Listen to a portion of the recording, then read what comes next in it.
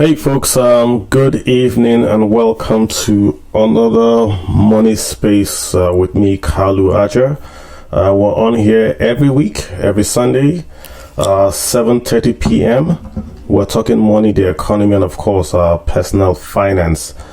So this week, the title is the Onitsha Market and the NAFDAC, the underlying economic issues. And, over the last week, we've been talking about how the Nigerian regulators are shutting down markets because those markets are alleged to be retailing drugs that are either fake or expired but not fit for human consumption. So there's a commercial angle, there's a regulatory angle, and somewhere in the middle, either you're on the commercial side or you're on the regulatory side, everyone has his own idea of who is doing right and who is doing wrong. So I had invited the gentlemen that run they call the drug line or the market line in the Onitsha main market to come in and just so that we could get their perspective really on what is going on, to hear their view. I had also tweeted my own view out and there were lots of mixed reactions on it. So I hope they come, because I don't want it to be a one-sided conversation. If they don't come, well, of course, we'll have the session without them, because it's an economic issue. If you look at it in terms of, let me just give the background. The GDP result report that was just released, the last one, Q4, in Nigeria, we show that Nigeria is growing because trade is growing. Trade is one of the top 3 contributors to GDP growth in Nigeria, and it's one of the fastest growing sectors in Nigeria. So we've got the top 3 sectors is agriculture, IT, and trade. Agriculture is not doing that well. IT is hanging in there at about 5%, but trade is really where the bulk of Nigerians are. When we talk about trade, of course, you're talking about those guys that sell goods in front of your estate, and also the main markets, also the supermarkets, the malls, the folks that go abroad to import phones, the folks that export stuff, just trade in general, wholesale trade, retail trade. That SME trade you see in Kano, in Kogi, in Katsina, all that trade, bulk of Nigerians are there. And you have these massive markets across Nigeria that are also contributing to the trade. So the Nigerian economy really is about 60% consumption. So you talk about consumption, you talk about the trade of goods and services, and then you don't understand how this is a very, very big factor in the economy. That if that sector is sort of closed down or under regulation, then of course the economy would feel the pinch. But on the other side, you've got to say, what is the point of having a large economy if people are dying because they are taking fake drugs? And the insidious thing about fake drugs is that it kills you and you're not aware. You don't know you're buying fake drugs. That's the whole idea, right? You take a real drug and you fake it. So someone is already sick and needs life-saving drugs and he then takes these drugs, he thinks it's going to get better, but it doesn't get better. So essentially it's an accessory to murder, because the person that takes those fake drugs and you sell it to him, you are contributing to his demise. The time that the body did not get those nutrients that it needs to survive causes that person to die. That's, we can't compare that with any economic growth, right? So you can see where NAFDAC is coming from. And then folks will tell you, okay, shut down just the store selling the drugs and all that. But we have, shared responsibility. People say you don't shut down the whole market because a particular store is selling fake drugs. But we hear, if you see something, say something and all that. Again, this is not a new thing. We've had Dora Akuyuli, who was very instrumental years ago in nearly eradicating fake drugs in Nigeria. When she came, there was the stories that her sister died because of fake drugs. It's a very popular documentary you would see where some Americans came to Nigeria to perform operations. And this was performed at the University of Nigeria Teaching Hospital. So essentially, because they wanted to stimulate the local economy, they just came and then they bought the drugs from the pharmacy in the hospital. Because of course, if they are spending money locally, it's also helping the economy. So they came in and they bought the drugs from what they thought was a real source for drugs, the university pharmacy. And you could watch the video. After the operation, they then injected the patients with the the drug that was supposed to make them sort of come back to life. And one by one, you could see the guys, they didn't come back. They didn't wake up from their medically induced coma that had been given to them to essentially have the operation alive until it's like a documentary. You see it, and she was very tireless. They tried to kill her, but she was insistent. And back in 2007, she shut down markets. The idea being, when everyone feels that pain, this is not something that is, she's Igbo. She shut down the largest market in Igbo land to send that message across. To say, listen, guys, we've got to collectively get this out of here. We can argue about the legality, is corporal punishment, is compound punishment. The innocent ones are dragged in, but it worked. And now in 2025, we're back to this. We're back to the fake drugs and all that. So I had posted, shut the whole market down till the market is able to sanitize itself. Lots of people said that's the wrong approach. So I said, okay, let's invite the guys that are there to come talk. I haven't seen them. So let me open up the floor. We've got Chukuma Wadike. Chukuma, how are you doing? You said you're an auto parts seller. What's your take on the issue? Okay, I see your hand. Chukuma, go ahead. Chukuma, okay, yeah. If you got your hand up, please go ahead, sir. Good evening. How are you doing, sir? I'm fine, sir. Could I ask you where you're calling from and what you do? Are you in this? Yeah. Okay, I'm currently I'm calling from Oka. Okay. I'm into pharmaceutical business. So you own a store that does this. Yeah. Okay, so what's your take really? If you can give us also a primer, how do you buy let me ask you, how do you get the drugs that you sell? Do you buy them locally? Yeah. Yes, we source it from three aspects. From the company, maybe from the company. Just give me 2 minutes. We source it from the company, either from the company or from the market, which is Obogo, or we can source it from the sales rep.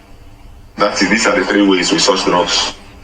Are these all local? Let's talk about the imported drugs. Where do you get the imported drugs from? You don't import yourself. So where do you buy the imported drugs from? No. Okay, imported drugs. We buy it from Obogo now. What's Obogo? I'm talking about Obogo at Onitsha, the place that is closed down for now. Okay, so you buy the imported drugs from those guys. Are those guys? Are they importers? Are they pharmacists? What are they really? I want others to follow you. Okay. They are importers with a pharmaceutical license. They import drugs. Okay. When you buy from them, is there any guarantee? Do they have to have a license? Who issues that license? Is it NAFDAC or is it the market? Is it the state? How do you know they're real? Okay, the NAFDAC issues because you must have a pharmacy that is covering the product. So the business is you must have a race number. You must have a NAFDAC race number. Or those importing, I'm talking about those importing ones certified by the NAFDAC. Because there are two ways of doing that. There are people that are importing drugs that are not certified by the NAFDAC, and there are people importing drugs that are certified by the NAFDAC. What's the difference? Okay, people importing drugs that are certified by the NAFDAC, they must go the requirement of having a NAFDAC number and a NAFDAC number. Maybe the NAFDAC will come and check the company that these drugs are from, and all those things. But there are also problems in getting the NAFDAC also. So it takes a longer period of time and all those things. That is for new. It can take about a year, 2 years for you to get it now, for them to be open to come today, come tomorrow, and all those things. The process are much, and you must show them the company that they are importing drugs from. They must go to that place to ascertain if those people are producing drugs that are accordance with their own NAFDAC modus operandi. So, question: so is it NAFDAC concerned with the manufacturing? Why is NAFDAC concerned with the retailing? Okay, the NAFDAC is concerned now. What I'm hearing from the market, you understand? The NAFDAC is concerned about three things. When it comes to NAFDAC, what's the meaning of fake drugs? Fake drugs are drugs that comes without NAFDAC rates, or the dates have been altered, or that this is not drug at all, but it is being sold assume that it's drug, or certain drugs that are contraband in the market. You understand now? Okay. So now, what are NAFDAC looking for now? NAFDAC is interested in drugs that does not have number, no matter the effectiveness of the drug, whether prescribed or not. Insofar it does not have a NAFDAC number, then it's not certified to be sold in the market, no matter how effective it might be. Okay, so go ahead. So you cannot, for instance, the drugs that are taken in America, for instance, if they see it in our bubble, it must be confiscated because it's not registered under the NAFDAC, their own way of registration and all those things. Whether it's certified by the FDA, by the countries, or by the other countries, regulatory body, whether it's certified by them, they must confiscate it because it's not registered under NAFDAC. Okay, I understand that, but I want to ask is that, so it's not that more or less doing the... Another thing that they are confiscating also are drugs that are with NAFDAC, but they are not sure if this drug is certified or whether it's not certified or not. They will still carry the drugs unless it's proven that it's, maybe, I don't know, but unless it is proven that it's a certified number. But the main thing there is this here. Another thing there is this here. For instance, let me use a case study. For instance, this Ampiclos Bicham, this GSK product, they came into the market. They carry some of them because they are searching line by line, and there were so many cases about these things. Let me not go in deep into that. Let me maintain this one I'm saying about the GSK product. Then at a time they noticed, okay, that this GSK products, they left Nigeria because I don't know, because of economic issue with them or something like that. They left Nigeria. Then after everything, okay, they carried their products before one group. What is the name again? I've forgotten the name of these people that deals with importation of GSK now. Because the group of them, or the pharmacy unit, their pharmacy unit deals with importation of every GSK product into Nigeria now. They are managing it now. So before they elected this group of people, and the group of the pharmacy that are dealing with the importation of that GSK products now, before they could be able to reach them, NAFDAC have already carried those drugs from the market. Some that have been searched because the market, I think that is only about, let's say, 10% of the market has been searched because it's a very big market. Okay. Let me ask a question. So, what I know you define fake drugs like fake drugs that are not licensed to be sold in Nigeria, but are there really fake drugs whereby they say it is, say, Panadol, but it's just chalk? Does that exist in the market? Of course, it can exist. You understand? Because when it comes to the market, for me, there are things I have noticed in the market. If you want to buy a product, you must be careful while buying also your product. You must know the people that you buy from. Do you understand? That's you buying as a wholesaler. You know who you buy from. Yes. Okay. Does that mean you know who not to buy from? I cannot just go to the market and buy from any person that I maybe I'll ask one or two people. This guy is selling this thing. Do you understand? Then if I buy a product from you, I must be able to look into it very, very well to be ascertain that this product is good and I'm buying from you. How do you look into it very well? What do you do? Okay. Now, how do you used to do it? What you usually do is this here, because you know that you used to buy from this person. You know the company that used to. In fact, what you usually do is that we know the particular person that imports that are in charge of those drugs. So when you enter the market, you go straight to the person to meet the person. Or if you don't know about this thing, you ask people that are there, or ask someone that is selling that original that you know. Please, how can I get this and so and so? So they'll ask you, okay, go to this person, go direct to this person. Now this person is the person in charge of importing it. So you go straight to the person and buy it. But it's not like that to every person. We are always careful, and also scratch card and all those things that NAFDAC used to ascertain. If you scratch it, sometimes if you buy one, or if you want to buy some box of products, we can get 2 or 3, scratch it and send, and know that this one is original or not. Okay, let me ask you a question. I don't know if you can answer this question. Just ask a question. Do you know they are fake drugs, right? Do you know who sells them? I don't know if you can answer. If you can, do you know? No, okay, the next one I don't know. I cannot. No. I don't know that. I cannot know that one. No. But do they sell fake drugs in the market? I think that some might be selling, some might not. I don't know. But what I know is that what I know is this. I know people I buy from. I cannot say for this person or this other person. Do you understand? Okay. I cannot say for this person or this other person. All right, but if you come to the market, if you go to the market and play in the market, you must be able to have what we call knowing people that are selling or people that their name have not been dented by one or two things. That is understood. So the last question: what's your take in this? So NAFDAC has shut down the entire market, right? Because they want to sell it. What's your take on this? Is it good? Okay, look at it this way. For me, I will use one drug. I use some certain drugs for instance. There are drugs that are not satisfied by the NAFDAC. But when you see it, when you look into it somehow, you see that these drugs first are effective. Secondly, that these drugs are being prescribed by the professionals, by consultants, for people to purchase. But you see that these drugs is not what does not have. You see that those drugs does not have NAFDAC. Do you understand?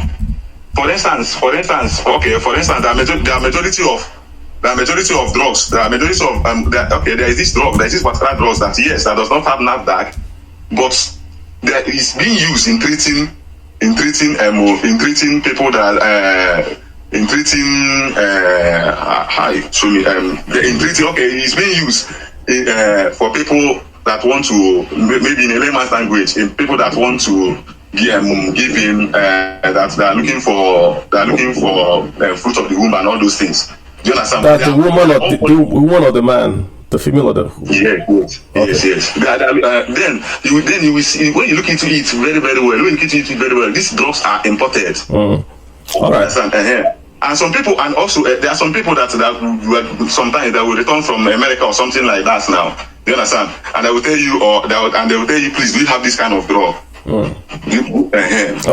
Those kind of drugs, actually, yes, are not satisfied by the NAFDAC, but they are effective under FDA. Okay. When you see the market, you will see that somehow that people are also selling it. Okay. And they are selling the originals of it. I see what you're saying. I see your point. So many of supplements. Then lastly here is this majority of supplements. Let me say it today. Majority of supplements, out of 100% of supplements that are in the market, 90% of them are not NAFDAC certified. Do you understand? No, they are not working. They are working, but they are not what NAFDAC certified. Do you understand? Yeah. Also, for me, my takes are this. What are my takes in these things? Okay, is it not good? Is it not good that for me I'm aligning with hospital this aid? When you are searching, you can leave the market open because this thing is having some challenges in the hospital, because there are some hospitals that are running out of drugs and they don't know where to get the drugs from. Do you understand? Yeah, because there's some that you will not get directly from the company. I hear you. I hear. I want to get someone to speak. Okay, don't go away. Just stay there. But I think the point is that if you allow the market to be open, then people will take away the evidence. Isn't that the point of closing the market down? If you say then people will take it. But okay, just hang with that. And this market will not be open for, let's say, going to for 1 to 3 months, because that market is it's very large market. For it to consult a search on it must be 3 to 4 months. Okay, all right. For you to say that the market is open. Okay, just hold on there. Just hang in there for. Let me get Alto then Winnie. Alto, thanks for hopping back. Alto, what's on your mind? Are you also a trader? What's your take on the issue, Alto? Okay. Good evening, everyone. I don't know if you can hear me. I can hear you. Just want to introduce yourself. Just want to get who you are. Are you? What are you? Are you in this space? I'm a medical practitioner in Nigeria. All right. Where you based? Where you based out of? Where? Based in Ebonyi State. Go ahead, sir. Ebonyi State. Okay. Yeah. So the issue for me is not even this issue of. It's not even about whether NAFDAC is closing the Obog or whatever they call it and other shops around. my problem is with NAFDAC itself. Because, okay, let's look at it from this angle. What exactly does fake drugs mean? Because what I have noticed is that most of the medications we have in Nigeria, whether NAFDAC certified or not, don't actually meet the requirement to say that this thing is a legitimate drug. Each drug that you have, you understand, has a molecule, a quantity of molecule that is attached to it, and this is important because of when you are giving particular doses of a medication. So when, for example, let's go with something common, an antibiotics that people commonly use, like azithromycin. When you say that you have azithromycin 500 milligrams, it's written on the pack. The understanding of the medical professional is that, okay, this has 500 milligrams. I want to treat so illness. The quantity of medication I need to give this person to treat this is 500.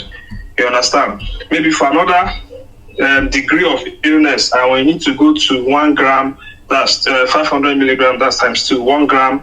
I need to go to, depending on what it is.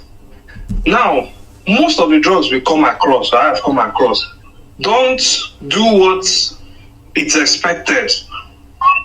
Because, and I see it because, I say this because I don't think that most of these drugs are actually contain the quantity, of the active molecule in them. And I don't know, and I'm not aware that there is any way NAFDAC itself can actually measure these things. When you say that the drugs you picked up in the wherever is fake, it was there an analysis, they call it a mass spectrometry. Is there really a mass spectrometry done on this? Yeah, but what the guy is saying, also, just not to cut you short, I think what I heard Okeke say is that, number one, if it's not even registered in Nigeria, it's fake, number one. Then number two, you are now going further to say, even when it is licensed in Nigeria, if they haven't done the... Exactly. Okay, but isn't that what they are doing right now in the market? Isn't that what they're doing right now?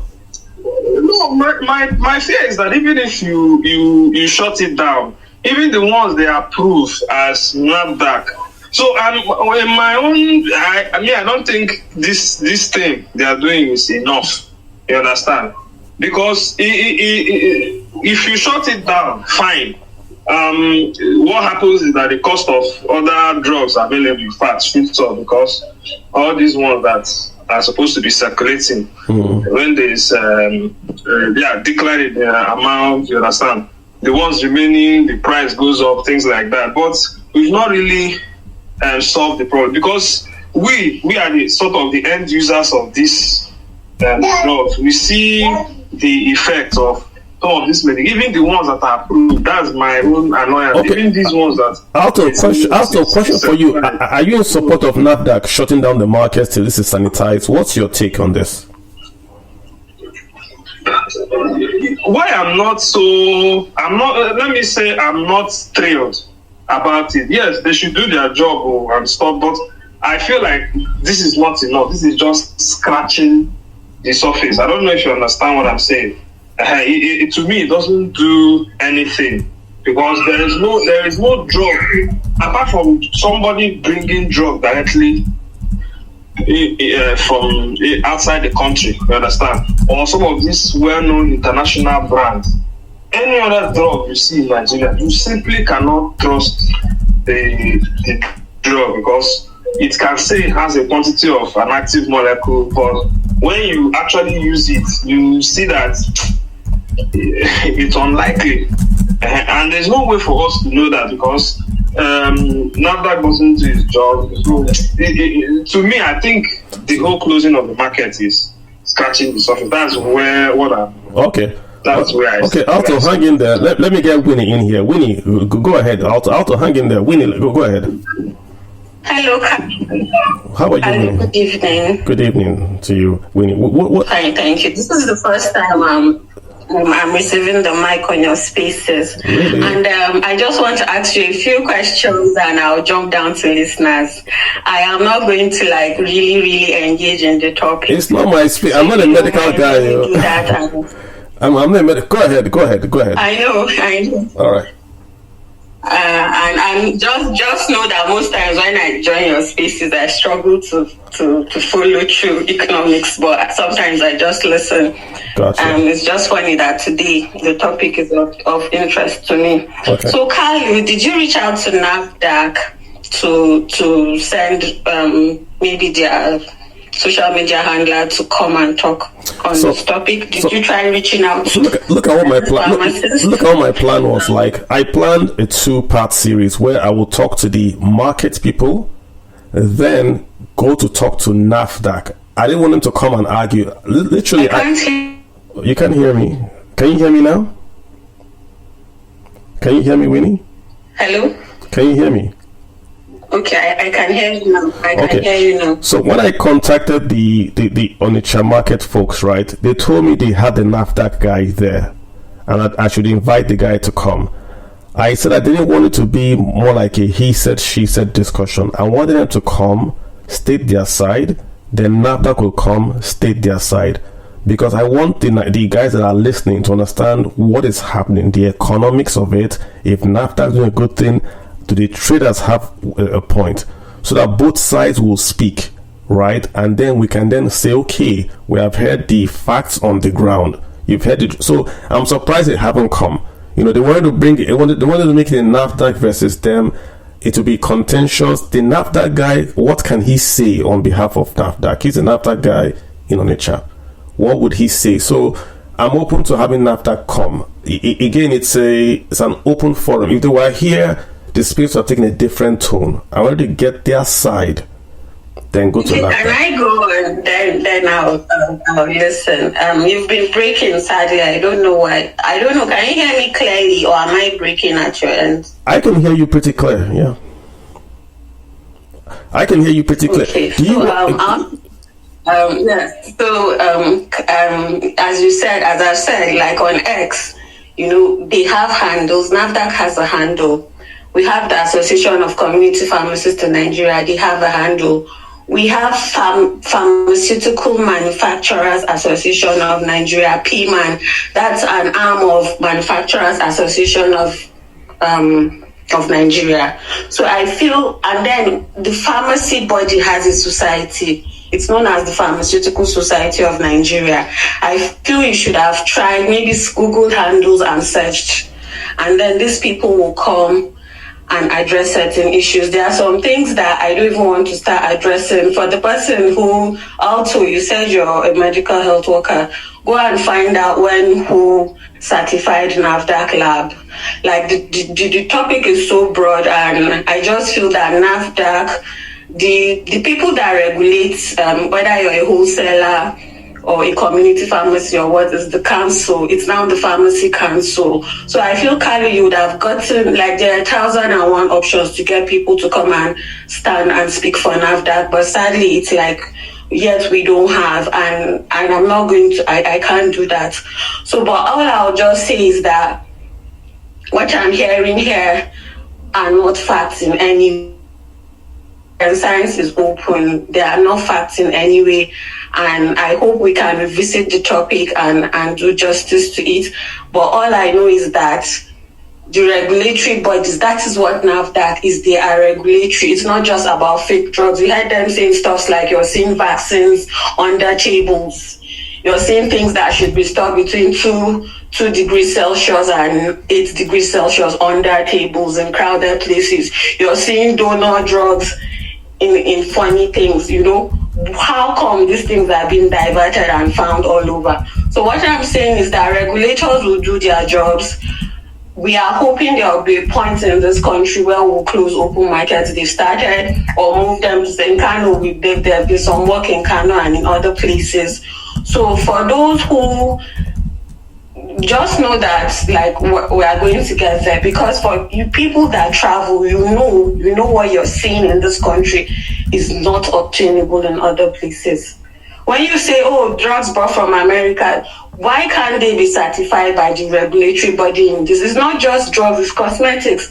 When you buy correct cosmetics, correct drugs, you see them, their labels, their leaflets have 1,001 languages writing, telling you. You see them saying, oh, the EU certified this, that is the FDA certified, does not mean you accept it. There are things that FDA certified that in Europe, they don't accept it, or they tell you, oh, our levels in Europe is different from what is accepted in the US and what have you. So the regulation will go on, and we just hope for the best. And I'll leave it at that. The onus is on you, Kalu, to get people that represent the regulators and enable us to understand better on your platform. Thank you. So I'll yield and I'll listen. Thank you.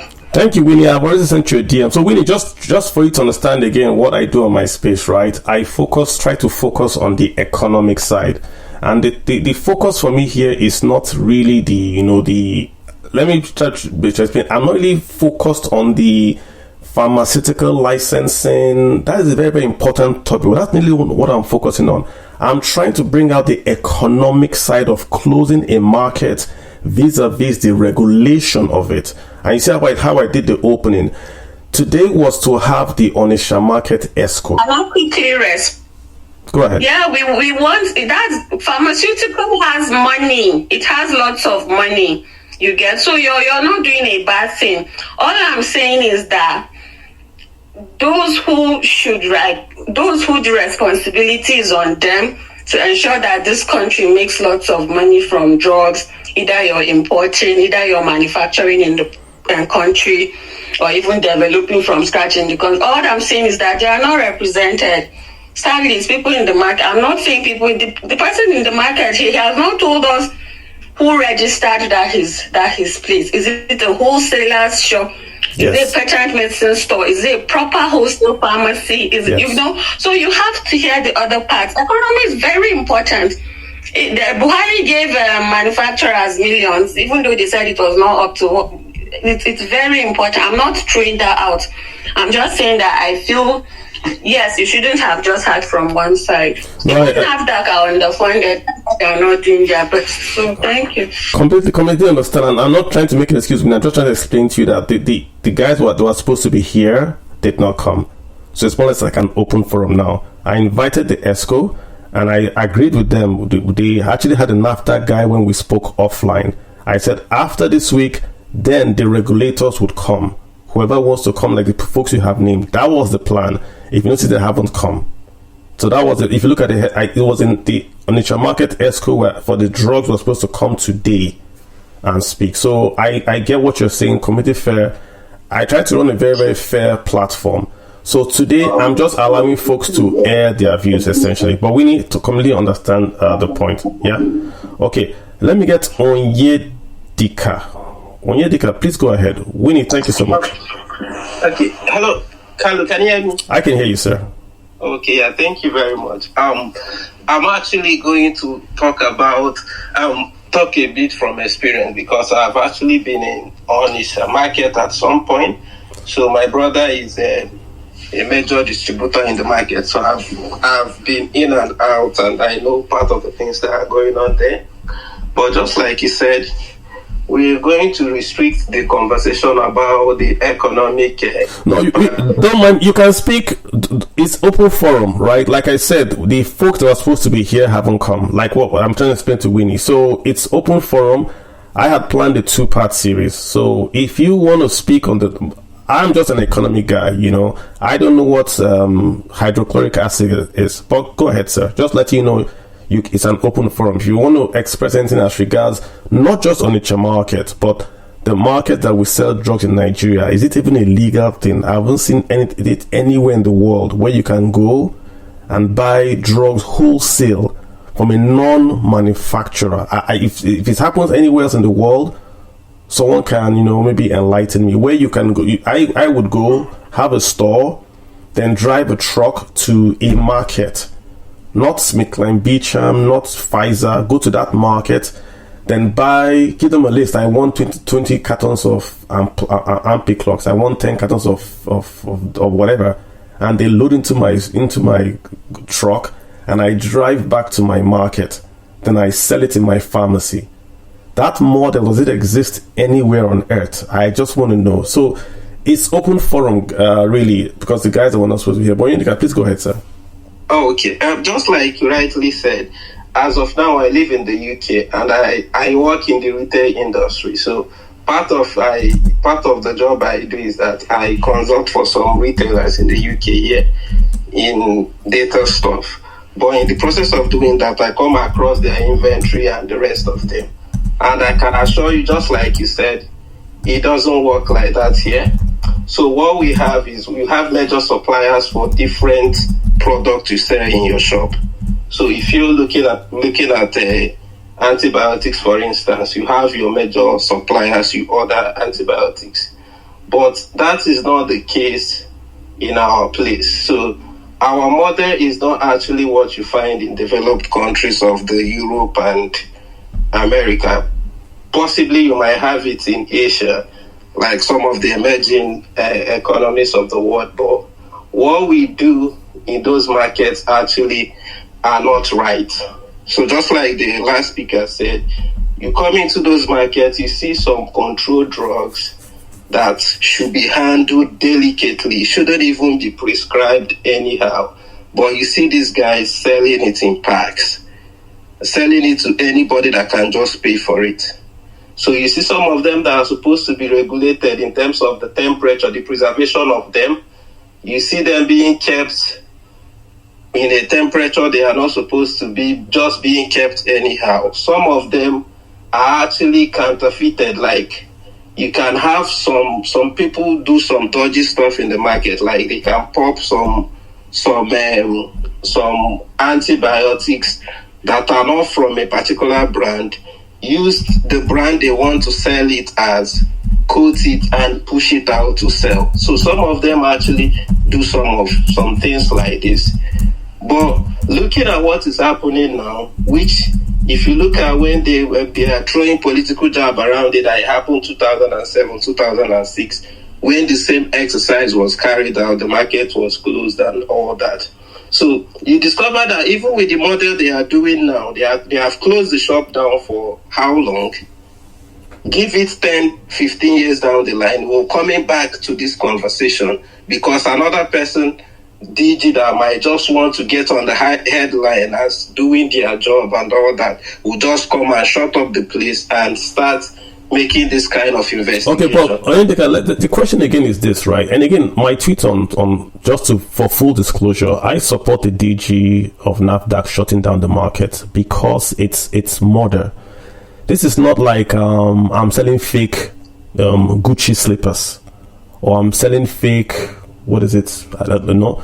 This is fake drugs go to the very, very heart of. There's nothing more insidious in my mind than selling fake drugs.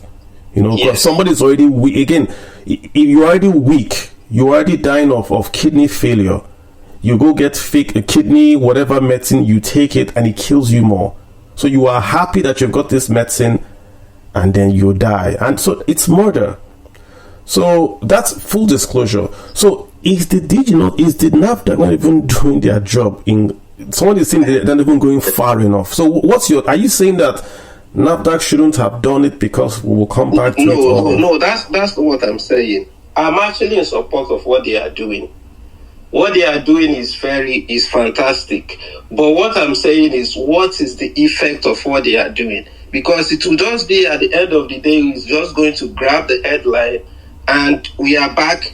Because this thing happened like 15 years ago. So what I'm saying is that some of these drugs, some of them that are fake or counterfeit one, and some of them that are even not registered with them, most of them are imported drugs.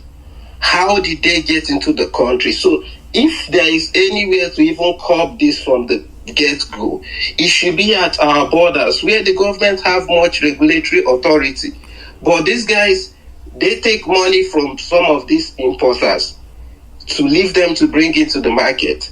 Then some of them, when they come to the market again, because I have spoken with people, some of my brothers in the market, and the report I'm getting is that even you have drugs that are duly registered, certified by NAFDAC, and they are packing them away, asking you to pay money, and they will release it back to you. So even the application of the so-called regulation they are doing in the market is not even efficient. So it's just like we are coming here to extort you and there is no one speaking for you. So we're going to do what we can do to make the money we want to do and play to the gallery, and that is it. Okay. So for me, what I'm suggesting, what I'm suggesting they should have done is let the market open. Do it well, because they are going into people's shops, breaking them to search them when even some of the owners are not even in the shop. And how this thing started, it started on a Tuesday, because in the East they have this Monday sit at home. So most of these guys went to shop on a Saturday, closed, hoping to resume on a Tuesday. They come back in on Tuesday, their market is short. Some of them have cash in their drawers.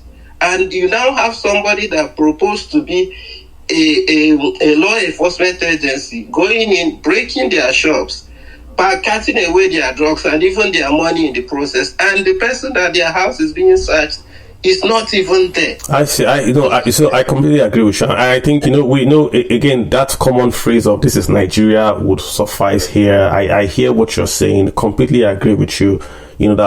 Yes, in America, they would have a warrant, they would have a witness, they would have body cameras so they can track what they're doing. I hear you completely on all this. When I spoke to the guys during the week, right, they told me that one issue was that the NAFDAC process was very, very difficult to get. So a guy told me that many people want to do this the right way, just like what Okeke had said. But NAFDAC is very, very cumbersome. So because it's cumbersome and there are no jobs, it's easier to simply just start it. And, you hustle your way through it without getting licensing. That's what someone mentioned to me. I'm not sure if that's an excuse, but it's a fact. Yes, Carlo, that's also right. But it's not an excuse. It's not a tangible excuse for you to go doing something like that without the necessary agency licensing you to do it.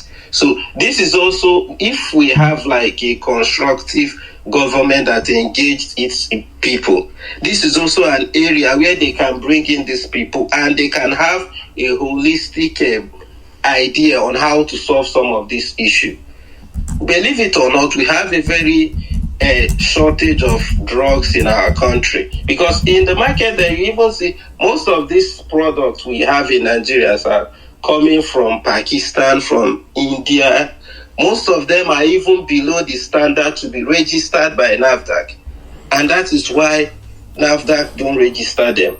And even some few of them that can get to the right source, they also suffer that difficulty in getting their product licensed by NAFDAC. So it's actually a very frustrating. I hear you. Lots of issues. But there is no justification for you to sell something that is that sensitive. Okay. Because you couldn't just get your license. Yeah, lots of issues in this. I remember back then. I remember Dora went to India and got the Indians to stop selling these drugs anyhow to Nigerians. I know she went to India. So it's like you said, it's a multifaceted thing. You just can't stop it at the borders. You can't stop it at the market. You really got to go to the manufacturers. And so it involves the Ministry of Foreign Affairs. It involves us calling on the Indians to say, listen, this is not right. The same way we see President Trump in America saying fentanyl, going after Canada, going after Mexico, whatever his intentions are, you can see the effect. Just last week, I saw Mexico handed over 27 wanted drug barons to America. 27. The Zeta, the very dangerous guys, handed them over to America because of the threat of sanctions. So Nigeria and India are very, very good trading partners. I think they should also go into that having to say, hey, Indian government, we have a problem. We're importing lots of fake goods from India. How can you help us in this? I understand someone wants to speak. I haven't seen him. Mr. Chibuzo Mokeji. I haven't seen. He's the phone on Onitsha Market. I haven't seen you. If you sorry. Hello. Okay. I'm not.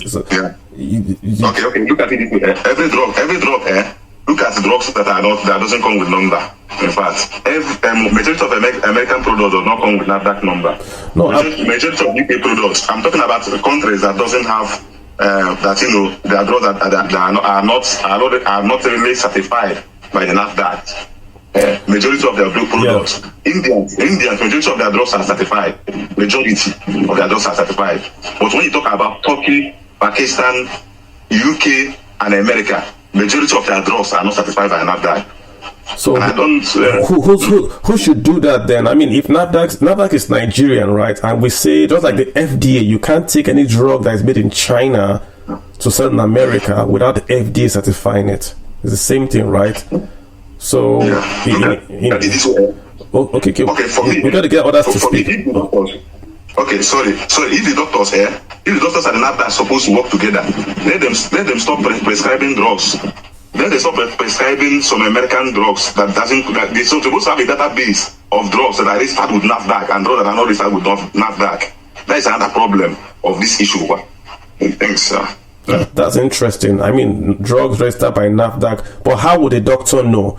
In America, when I go and see my doctor, there's a computer. They touch it, they tell them if I've gone to any other hospital, my record pulls up there, they can see what I've taken, they can see my billing and all that, so they can know what drugs I've taken. They see it there. How, if I go to the hospital in Ilorin, how will the guy in Ilorin know that the drug is giving me is registered by NAFDAC? Is there a database? How can he put it in there and search that is? So a lot of issues there. If you're a medical student, where are you based, if you? Okay, hi everybody. Hi, Mr. Kalu. Can anybody hear me? I can hear you. Go ahead. Okay, so first of all, I wanted to ask a question. Someone was saying something about I'm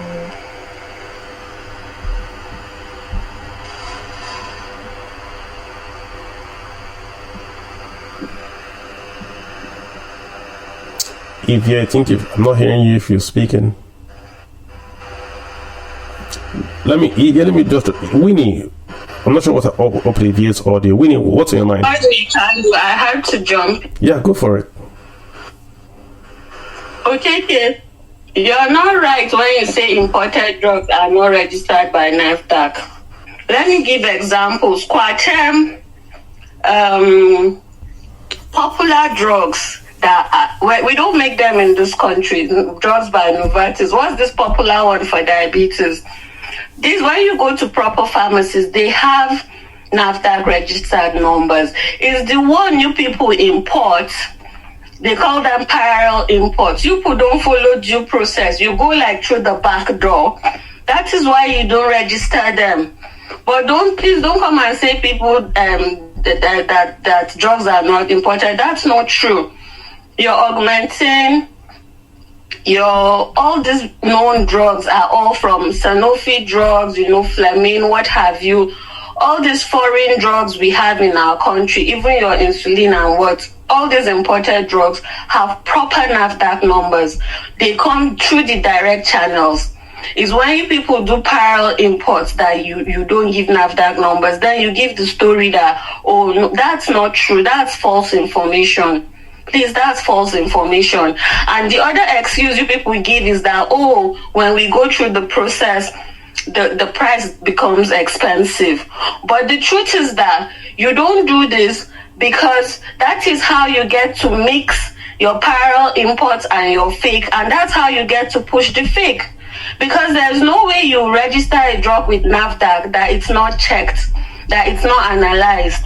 So please, that is not the accurate information. And thank God when you started, this is a recorded space, you came and said some of your people in the market don't deal with NAFDAC because it takes 1 year, 2 years to get NAFDAC licensing or NAFDAC approval for your drug or whatever. This is a business that when you go into, you should know it, even if it's not for a long term, it has to do with people's life. You have to follow the laid down guidelines and the regulations. You have to meet all terms. Before you start manufacturing, you have to meet all terms. Before you open a shop, there is a plan. This has been in existence. Like, people can Google it. This country, there's a plan of how you should have a layout of your shop, how you should have a layout of your retail pharmacy or your wholesale pharmacy, how you should have a layout of your manufacturing plants, from where the raw material comes in to where the finished product goes out. All those things are there. all these documents and regulations are there. So when you come and you say these things, you're giving false information. Please, those of you that go to proper community pharmacies, go and check your Olfane that you buy for pain, your what have you. Some of these things are imported because these are foreign companies. You get? So he shouldn't come on your Gaviscon. They are from the UK. These things are not, and they have NAFDAC number. So any drug they show you from America or where that doesn't have NAFDAC number, don't take it. Sometimes they even tend to be more expensive than the real one with the NAFDAC number because they know you didn't check, because they know that they are copying the original and they know that you're desperate, so you want to buy the original. So sometimes the prices are even similar or higher, but that's not true. Thank you, Kalu. I hope nothing brings me back again. Thank you. You should just stay here because I think you were going to come back, because I have the chairman asking wants to speak, but I'm not able to get him to speak. I'm running away. Okay, going away. All right, let's get Peter Obi first son. Thank you. Go ahead, sir. You've got the floor. Go ahead, sir. Enwere Ignatius Chizobam MP. Sir, you've got the floor. Please go ahead. Yeah, good evening, Mr. Carlo and the audience. I'm very happy about the subject of discussion this night. I would like to approach this discussion from the perspective of a player in the field. I think I will start by, can you hear me, sir? Yes, sir. If you could also just introduce what you do, just maybe what you do, so we can situate your comments, if you don't mind. All right. I am a medical representative, pharmaceutical representative of a company registered in Nigeria. And I've been in this business for over 9 years. So I think go ahead to address this issue. And I also want to pinpoint on the point that Winnie is trying to raise. I think she's a pharmacist by training, but somehow she appears to be on the defensive and trying to subsume the obvious truths. Now, sir, let's face this matter. I am in support of NAFDAC doing their regulatory function as it concerns checkmating fake and adulterated drugs in Nigeria. But to do that, it is not again that NAFDAC themselves can effectively checkmate. Now, Winnie listed all the professional organizations in Nigeria, the Pharmaceutical Council and all whatnot. Now, ask her, as a medical representative, drugs are imported. Most of the drugs you find in the market are imported. Majority of them come from India. Some come from... Peter, you have to hold on, please. We have someone speaking. Everyone, please go ahead. Okay, yes, most come from India, some come from China and other countries. Now, a pharmacist wishing or planning to import drugs or to manufacture drugs in Nigeria, they will, first of all, I'm talking from experience because I've also visited India in a process of helping my company to import drugs like that. You go, all these things we call molecules, the pharmacists here, they know that. Molecules are like biscuits that are on the shelf. When you get to the pharmaceutical companies, the giant pharmaceutical companies in India, they will tell you for this molecule, let's say cephaloxime, for instance, that this one is grade A constituent. It will give you, it has in itself all that you need. This is grade B, this is grade C, this is grade E. Now, the standard practice of what most of these pharmacists do, they will go to that shelf. Because it is their initial product they are bringing in for registration, they will manage to get the grade A at a very expensive rate, then bring it to Nigeria, present it to NAFDAC. NAFDAC will analyze and test together with what they call a sensitivity disc. Then at the end of it all, of course, NAFDAC will certify them right and give them the NAFDAC registration number. Subsequently, they go back to that same place and begin to purchase those molecules on the shelf that might be grade C, grade E, and grade D, as the case may be. And when they come in, they rely on the first NAFDAC number they give them. So what I am telling you, it is what is obtainable in the market. I'm not sure the point. Where are you going to with this? So and again, I don't want you to go to just attack. So just look at it this way, right? She is saying that you have fake drugs in the market, and that there are real drugs that are brought in by the same manufacturer, and that those other drugs are now brought in through parallel means that come in without NAFDAC number, right? So I've heard you say you go to India. What's the point you're trying to drive at? The point I'm trying to draw at is that the NAFDAC, the problem is with NAFDAC and most of these professionals. In a situation, you have all these pharmacists in the market where all these drugs are being sold. I think it is their primary responsibility to identify those drugs or those brands that they know that are not genuine, that are not original, and then report to NAFDAC so that it will be easier for NAFDAC to do a target-driven clearance instead of shutting down the entire market. Now I am based in Kaduna State. I go to a pharmacy, a wholesaler. For example, here where I am based, you see our Igbo brothers that are non-pharmacists, but they have the cash. They will employ the license of pharmacists to register a premises as a pharmacy and then go to the same Onitsha Market and to the same Kano Market and import all these things, whether it is parallel or NAFDAC registered, and still sell. It is still the pharmacists that will come to supply them. You're supplying a innovative product that you claim that has NAFDAC number. Then in that same shop, you are also seeing the same Novartis Coatem, for instance, that is parallel import. So I feel it behoves on that pharmacist or that professional in that market to send this signal to the NAFDAC agency that in these very markets, in this very pharmacy outlet, there is a product on the shelf that is not registered. By so doing, now that they have their representation in almost all the states, so they can now come there and pick up all those things. When you do this in 1, 2, 3, 4 shops on a sustained basis, I feel that the suppliers in Onitsha, in Kano, in Lagos, they will think twice in importing all this. So that is the point I am making. Gotcha. We are all in it together. I think it's clear now. I get. So I mean, so it looks like maybe NAFDAC waited till the problem got a bit too large and are doing this large exercise. You are saying that it have been doing it periodically. Is that what you're saying? Is that what I'm hearing you say?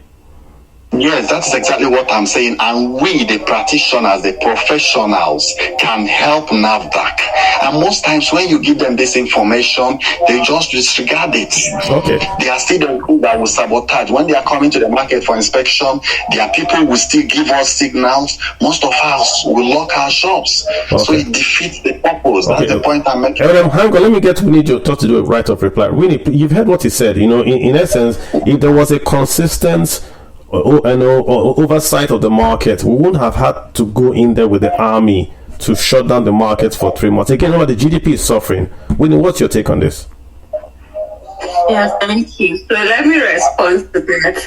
On a light note, he has succeeded in calling the regulators and the professionals the culprit, and he's now tagging himself the professional. Well, that's my personal opinion. But first things first. What he just described is what I've said. He has just said it. He said some of them in the market have cash. Then they get a pharmacist who gives them a license, who they now use to get the good drugs, the well registered drugs, and they get the NAFDAC drugs. And they are now saying, and they sell both. They are doing all those things. They are saying don't close the market.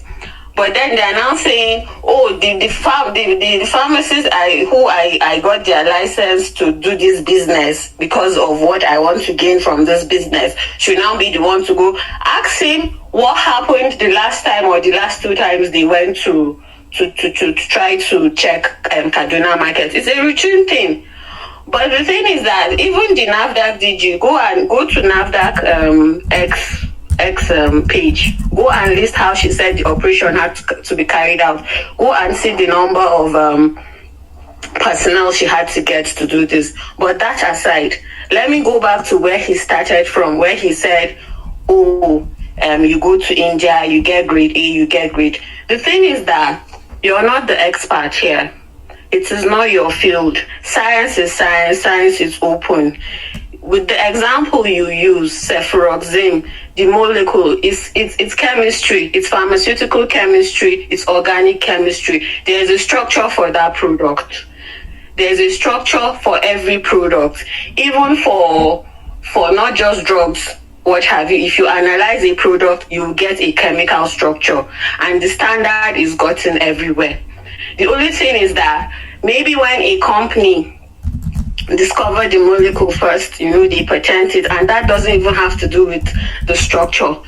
You get, probably when they are formulating, they do 1 or 2 things, and then the generic thing comes in. So what I'm trying to say is that what he's saying that, oh, they use their license, they go and they get grade A, they go back and then they get, so you can see that someone is deceiving NAFDAC. I am not saying pharmacists don't do that, but I am saying that in most cases, he has said it is those with the cash that know they need a pharmacist license that might go and do that. And I'm not saying there are no bad pharmacists or bad eggs. We have seen where some have been prosecuted and their licenses have been taken. So when you come here and you're trying to do the blame game and you're trying to say some things that you don't understand, you are not the regulator, you are not the main person here. So that's why your information is not accurate. A molecule is a molecule. It's science. The structure is the same. Anytime you buy your drug, you open the leaflet. They will even write the long chemical name for you. Sometimes they draw the structure. So there's nothing like going back to get grade this, grade that. Okay. And when you've entered it, sorry, I'll round up. Oh, no, go ahead. I'm not talking to you. Go ahead. With each container you bring to the country, there are NAFDAC people that work at the entry points and they check. When someone came, I was like, oh, do we even do... When he called her, I said, I just laughed because I think for pharmacy students, they teach you that in 200 level. That's how rudimentary it is. They do much more than that. They check these things. So if you don't do what you should do because you're out for profit, if you go and bribe the NAFDAC workers because you don't want them to do what, those are all our faults. But you can't come and now blame the regulatory body because this is the best approach they can use. This is because they've tried, they are frustrated, and people are feeling the brunt. So if the way to achieve the result is to carry 500 army officers and shut down the place and have your data or your evidence that this is what is happening and get results, then that is what has to be done. Winnie, Don't say somebody should go and report somebody. Winnie, let me ask you a question I'm getting on my DM. Lots of people are expressing frustration that it looks like the fight is happening inside Nigeria. NAFDAC is at the borders. They are one of the few agencies that are at the borders, if my belief.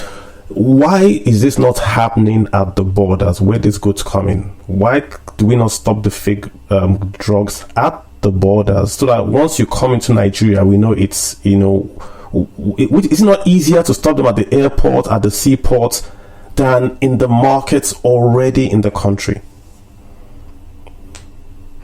Oh, thank you. At least we've now moved we've now moved to say that, okay, some of these things are coming in the wrong route, or be the wrong route. First of all, why do we have people illegally bringing things through such borders? Why not use the right channels for those that are doing? Is it NAFDAC that is importing these things through the wrong borders? There are NAFDAC, but if, as I said, NAFDAC has an X link. If you go and check, I think this year or late last year, this woman has complained about how she's understaffed, how her budget is not enough. Do you know what it means for her to check? Nigeria has a porous border. When we even talk about rice alone, how like when they banned some food importation and what have you, we have a porous border. We know that. Even when we talk about our security, we know that. So I think the problem is that why is NAFDAC not going to the borders? The question is that why are you looking for a loophole to bring in fake drugs? Why are you looking for a loophole? It might not even be a fake drug, but for a drug that you shouldn't experience heat. There's this injection women use when they want to give birth, oxytocin, or our vaccines, our TT vaccines. The temperature should be regulated. So if you're coming in through the right channels, they import these things well, they use the cold chain. And then we have big companies, all these people saying we don't have somebody came in and was telling us that we don't have some of this good, like we have companies, we have EMZO. Don't we know the EMZO? Yeah, but Winnie, in all fairness, you're not NAFDAC, so I'm not going to hold this. Answer now. So the thing is that NAFDAC does not have the human resources and even the capital to even if they are at the proper borders. How about the porous open borders? You get, and then my own reply to those asking that question in your DM is that why are people going through the wrong channels? Why won't you come through the right border, through the right ports and what have you with your drug? Why parallel? Why because they are bad actors, Winnie. See the point again. I want you to understand what they're asking. The people asking are not saying. They are saying that it looks like it's a cheaper way to stop this than to just deploy NAFDAC to the borders, than to then do the enforcement inside Nigeria, because you have the army, you have the police, there's insecurity, the GDP, because like someone has said, there are good and bad stuff in that market. So, but if you stopped at the border, I see NAFDAC has just banned Avio from India. Avio is now banned in Nigeria. NAFDAC says they make fake products, so you can't import anything from Avio in India. So things like that, isn't that a better way? It's a more Herculean tax to work at the borders. That's what I would say. It's a more Herculean tax. It's easier than inside Nigeria. That's my own thing. Yes. All right. Let me, just because Alto, quick one. If you have something to add, just go ahead. Alto, your hand is up. Can I just ask? How can you say sorry? Can you hear me? Oyendika, you come in. Alto, okay. Go ahead. Yeah, go ahead. Real quick, Alto. Go ahead. Okay, yes. Because I was one that spoke earlier, and I'm sure she said something to me. My point was just close to what they took. When I say that some of these drugs, because we are the end users, you understand, they don't seem like they contain what they are supposed to contain. So what I had in mind when I say, does NAFDAC do these testings? Like if you go to a shop, do they do like a random testing? Maybe test whether, because indeed it is very possible for somebody. You're not calling NAFDAC. You said NAFDAC when you started now. It's NAFDAC I'm talking about now. I mean, does not, like, for example, because you know what NAFDAC has done is to do a blanket closure of the market. Yeah. What I mean is, can NAFDAC do, like, maybe they go to a drug seller, somebody who sells, do a sort of random test on some of the medications they have to see if they actually contain what the molecules they say it contains. Because if it's not like that, if a particular brand, I don't want to mention any, if a particular brand says it has so and so molecule, and this is the quantity, they can of course make one that has all those things, give to NAFDAC, NAFDAC will certify them, and then subsequently they start producing drugs. it's similar to what the other guy said. So I mean, can they actually do this? I think they do it. Borders. I think they do it.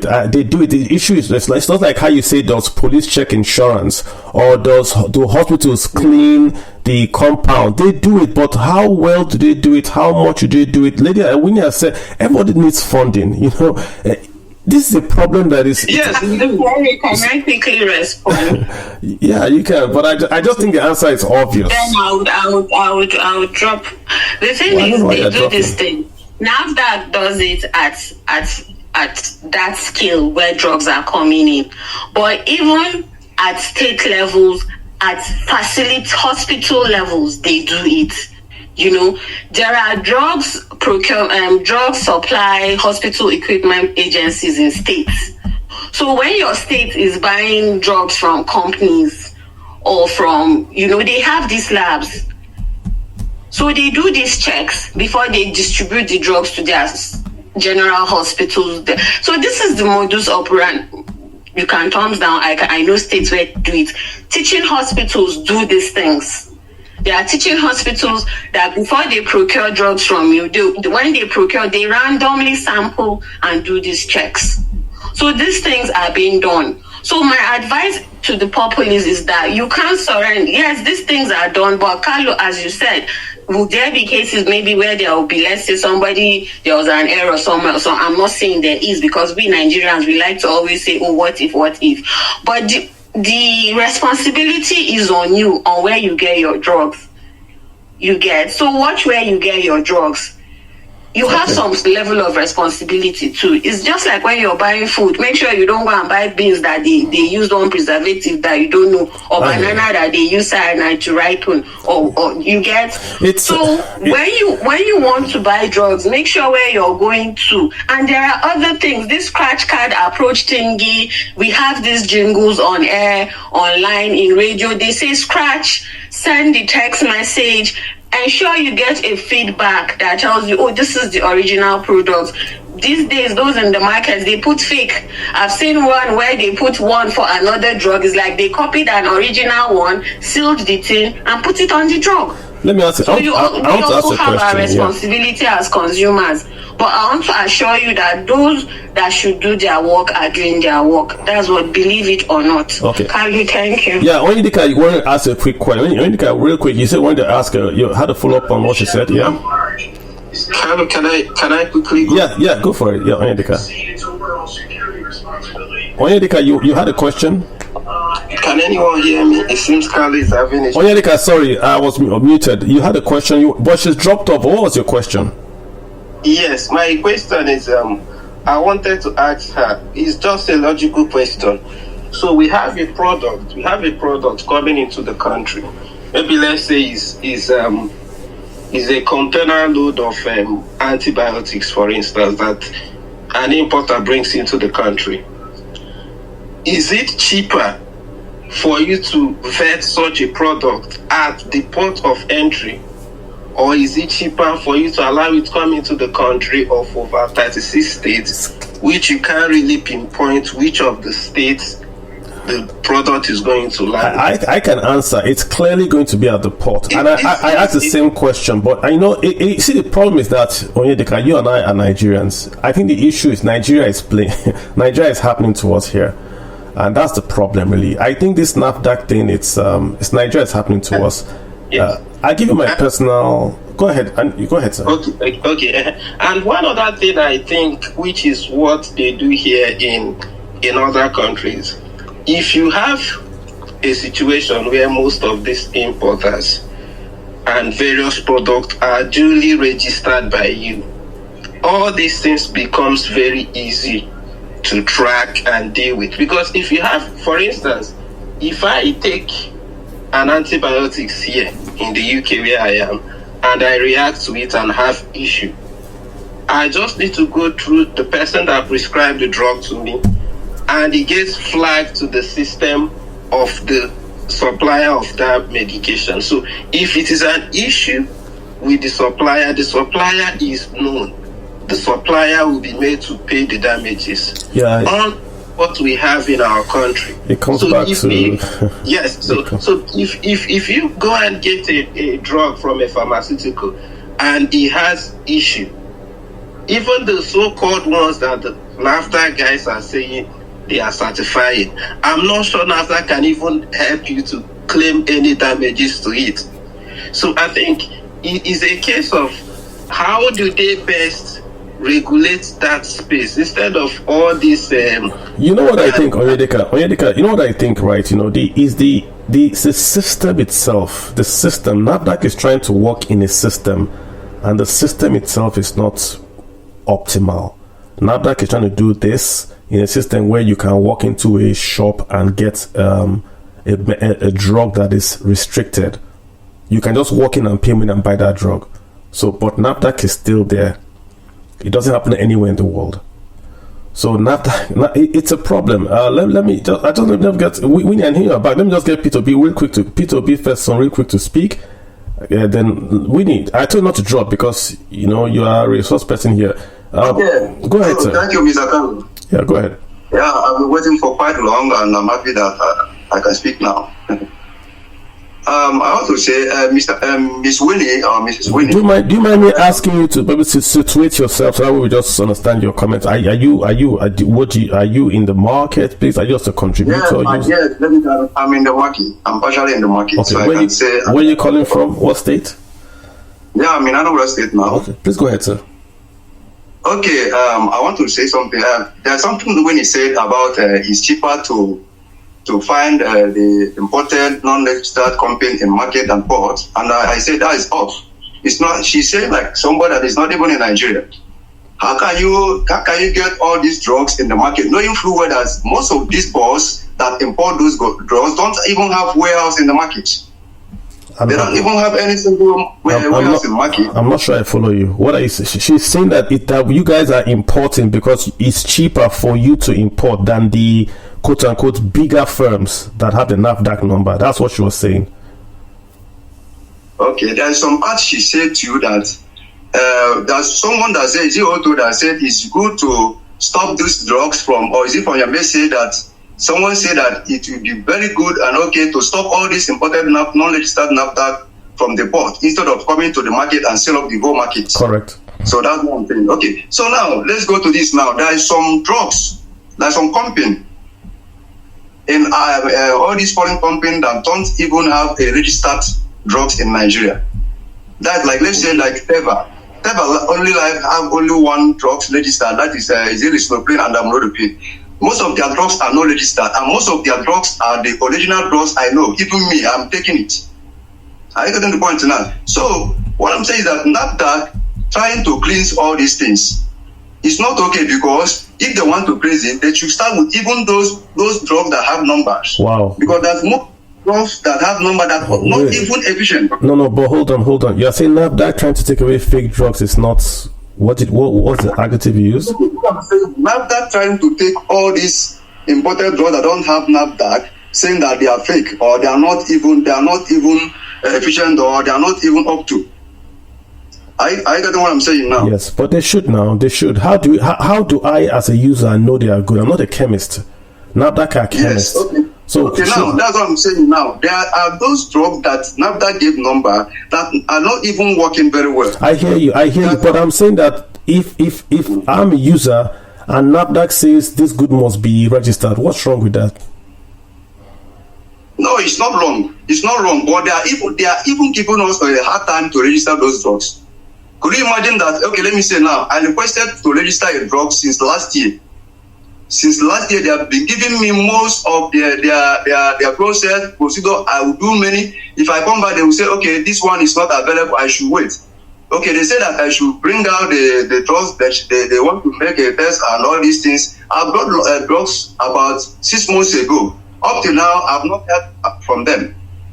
And all these things are happening. If you want to go through their agent, they will say, okay, go to this place. This person will help you to do this quickly. When you go through there, they will give you a fake number. And that's what is happening inside this market now. There is some NAFDAC number that NAFDAC didn't even recognize at all. Interesting. There's some NAFDAC number here that NAFDAC didn't even recognize. So if they want to start all these cleansing, they should start within themselves. They have problem in their system. Okay. I hear you. A very big problem. I hear you. This is one thing I wanted to. Winnie, let me get Gritix to speak, and I'll come back to you, Winnie. Gritix. Oh, sorry, please. Can I quickly? Go ahead. Gritix, let her just go ahead. Mr. Peter. Mr. Peter, when you're not patient with NAFDAC, as you know, I'm just reiterating your words. If at any point I don't represent what you said, well, you tell me. But it's when people are not patient, as you said, that somebody will now tell you go to somewhere and get number, and it's a fake number. So the thing is that you did not do what you want. You were not patient enough to get the requirements you need to get this drug and to sell. And you know, if you're patient enough, you get what you need, you will sell this your drug and you will still make your profit. So why the rush? It's the Nigerianness in us. Then why would they tell you go somewhere else when you've gone to the actual office and they've said this is what needs to be done before you get this certification? Why would you now want to go to somebody else to just get a number, to just fulfill all righteousness? You know the number is important, and once you get it, you know. So why go through the back? Okay, it's okay. I understand. But now what I'm saying is that okay, let's go to this side now. Getting number is important and it's okay. For both of those drugs that have number but they are not even efficient, they are not even okay. So see what from are you hearing me now? I'm listening to you. I think we've gotten the point. I don't want us to go. Peter, like you made your point. Your point is valid. She's making her point also is valid. I think again for me the system needs a bit of a jolt. Gritix, you've been listening to what we're talking about, Gritix. I don't think there's any argument about the system needing a bit of reject. There's Nigeria, there are challenges everywhere. But the truth is this. I don't even know where to start from. How are you sure that when he says that the drug has NAFDAC number but it's not effective, I don't even understand what he means by that. That is on one side. But secondly, you are talking of bringing drug for 200 million people. You are not bringing a drug for your mother or your father in the village. You need to have proper structures in place for you to import drugs into this country. And there should be rules and regulations set on ground for you to bring in those drugs. You don't just because you have money in your account walk to India and print drugs as if you are printing tissue paper and pack them into the country. That is not a property. There should be rules in place. That is one. And then secondly, I think NAFDAC approaches the safety and efficacy of drugs, not just the safety of these medications. And then thirdly, the fake drugs come into the market, come into the system. And also, within the borders of this country, people are also manufacturing chalk as drugs. We used to put that on NAFDAC and not share the blame. There is issue with policing. We cannot even police. We don't even know how many police officers are even in this country. I can't police ourselves effectively. So each of us has to play a role. But you have people, Nigerians, that are working overtime to sabotage and kill their fellow citizens. And that is what is happening. And everybody think NAFDAC alone can fight it. People are making drugs in those markets there. I'm not saying selling drugs, making drugs in those markets there. How do you want to tackle those stuff? And then when he now talks about the doctor prescribing a drug and the drug does not have a NAFDAC number, I know doctors can prescribe is it trade names now and all those stuff. But most times, if a doctor writes ceftriaxone for you, you can go and get the Gravzone that is produced by somebody somewhere, or get the Rocephin, or get whatever you want to get. But if there is a company that is what is onions, producing drugs or importing drugs into this country without NAFDAC number, that company cannot be said to be making drugs that are safe and has efficacy for Nigerian people. It's as simple as that. There's no way you want to paint it. I don't understand why we are discussing here. But if we want to discuss the economics of pharmacy, selling and buying, it can be an all-commerce thing. And then some of the things they are talking here will now not really make sense, but pretend to do. But if we are talking about pharmacy, drugs, safety and efficacy, There's no discussion here, please, Mr. Kanu. I completely agree with you, because really, even if you take away the trade, just drugs is trade. We have the local folks here that are making those drugs. We have lots of listed companies. Pfizer is now Nigeria, name it. Me and Baker is here. Lots of folks that are here that can fill the gap. I don't know if anyone here can answer, but why have the local guys not really stepped up? Why do we go back to India? I mean, is it a trade secret? Is it a trade secret on how to make drugs per se? Why can't Nigeria just make these things that we import from India? Is it that the Indians have the patent, or that there's a particular process that we don't have here? Can anybody just maybe help me out here? Why can't we make those things that we import from India right here in a factory in Nigeria? Win, do you have an answer? I don't have an answer. Yes, I have an answer. Did I go on or someone else should go? Let me get Winnie and Mr. Wood. I say goes to India. Mr. Enwerem goes to India. Why can't we make it here? Go ahead, Winnie, please. Okay. So what I'll say is that we make them here. I've given examples. The popular example, I've given Emzo. There are Fitzin. There are smaller companies like LIDA and what have you. We make them here. And I've told you, when I started newly and I was asking who were those you called to come and represent, I told you there was an arm of Manufacturers Association of Nigeria that are pharmacists. I think theirs is PMAN, also pharmaceutical manufacturers, So we have them. But Kalu, production in our country is expensive. So this is where your economics is coming in. For certain people, it's much cheaper to import, and it's not just drugs. Even rice, you hear them say, when Buhari closed the border, our local rice was more expensive than the one from Thailand or what have you. You get? So that is why, and then in cases where there are corrupt practices, it's easier in some cases, it's easier to go and do them. As you can see with the Avio examples, you saw it. It's a BBC documentary. That one is not me that is saying it. So in certain cases, and where they come and say, somebody went and bought grade A, grade, it's easier, because if you're in the country, you will be checked.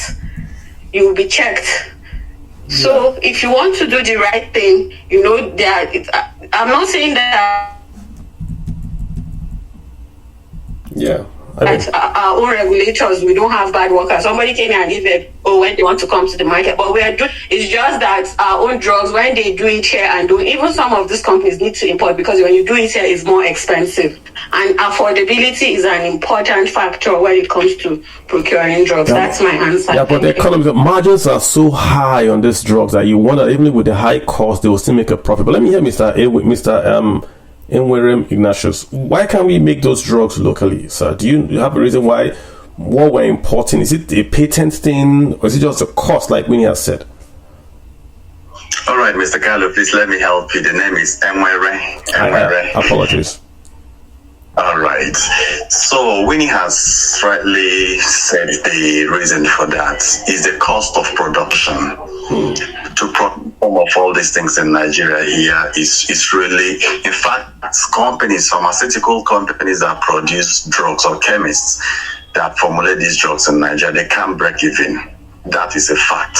So it's far more cheaper to go to India and to China to get all these things. And I also salute NAFDAC, because they have their searchlight beamed in some of all those companies in India and China. As a matter of fact, if I go to the market to get drugs or to recommend for patients, I will always tell them, please insist you get drugs from India, because even the NAFDAC I used to know, they have representations in India that go to some of these companies to ensure that the drugs that come to Nigeria are worth it.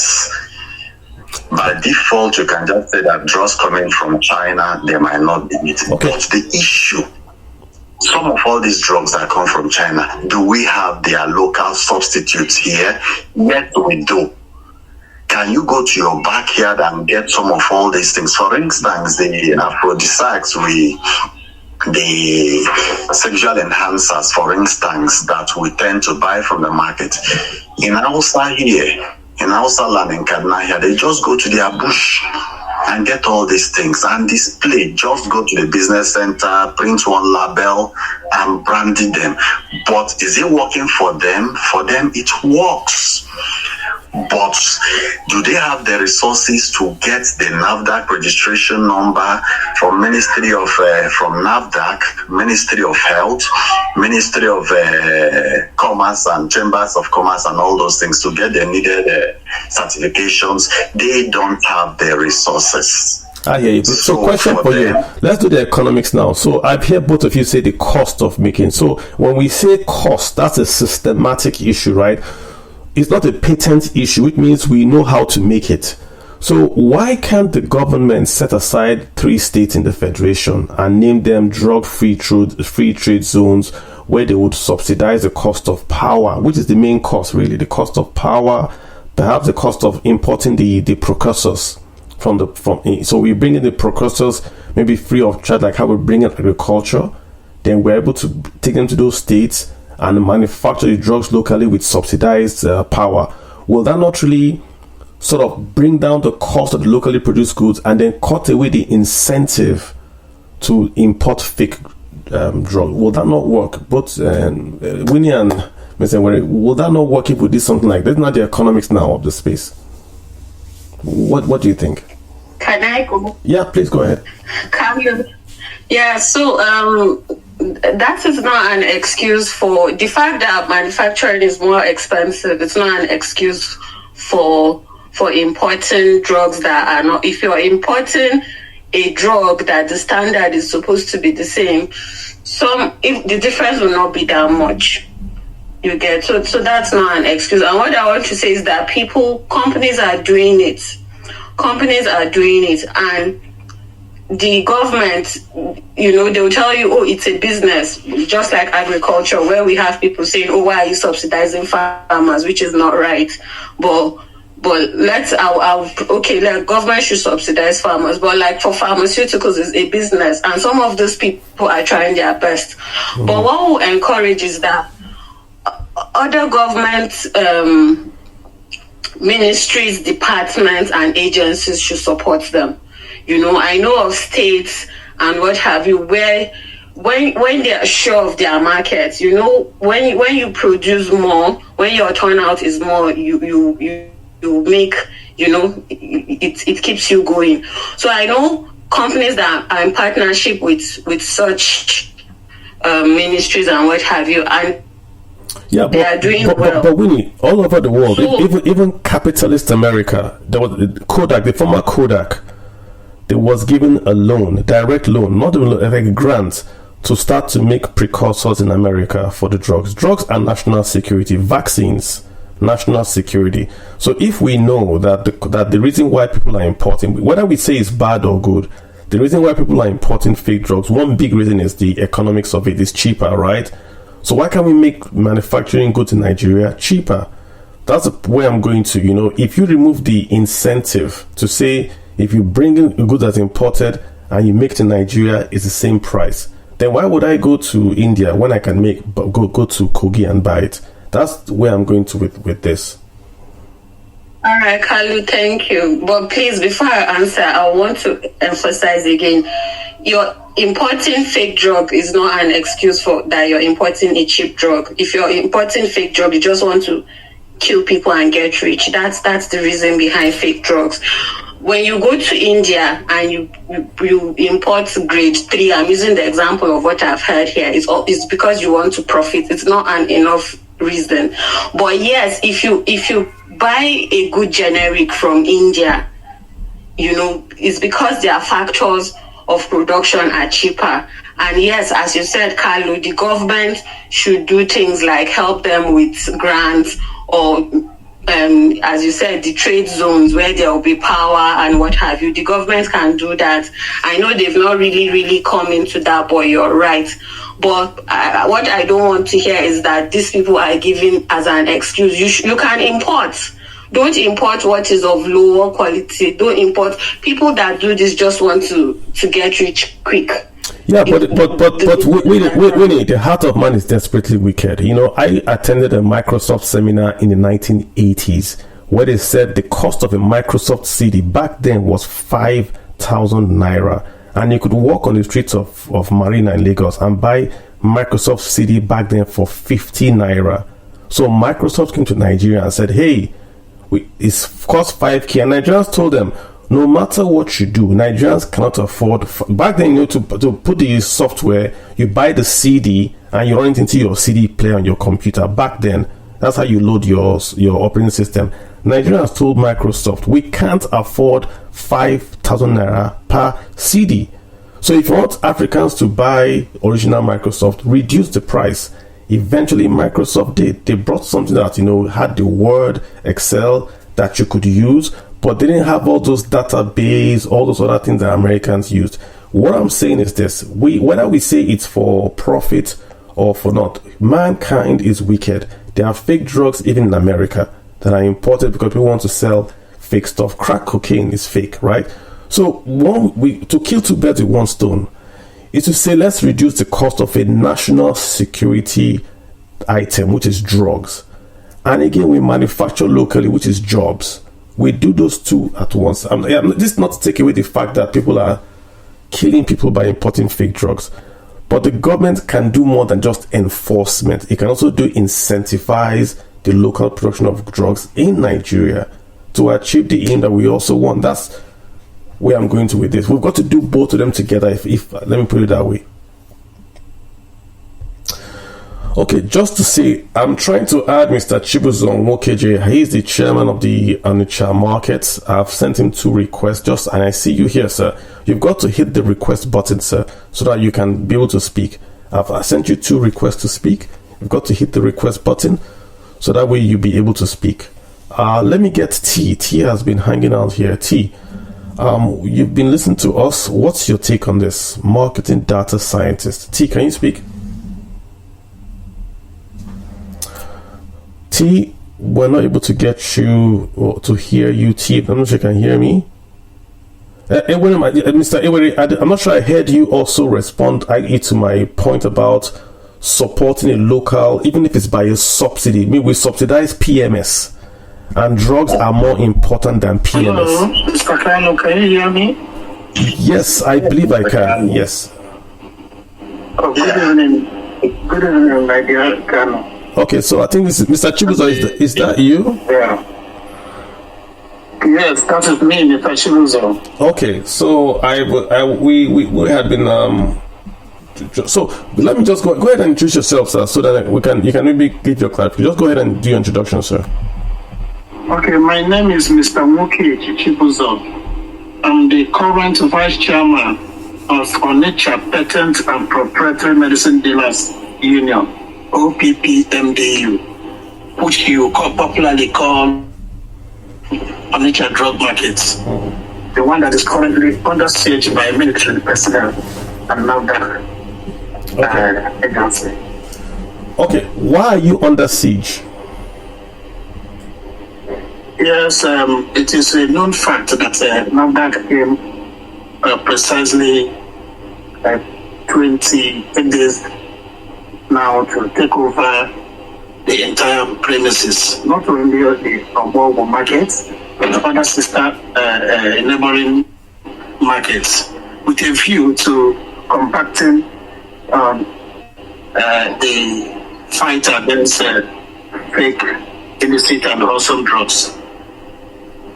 Okay, so it's really that this is an enforcement action by NAFDAC. It's not really like a siege per se. Just okay, it's an enforcement action, but the approach is absolutely unacceptable and unethical, and that is where our problem is. Please explain. And to put some records straight, I want to appreciate the audience who have made some depositions. I want to also appreciate our sister Winnie for her, enunciations.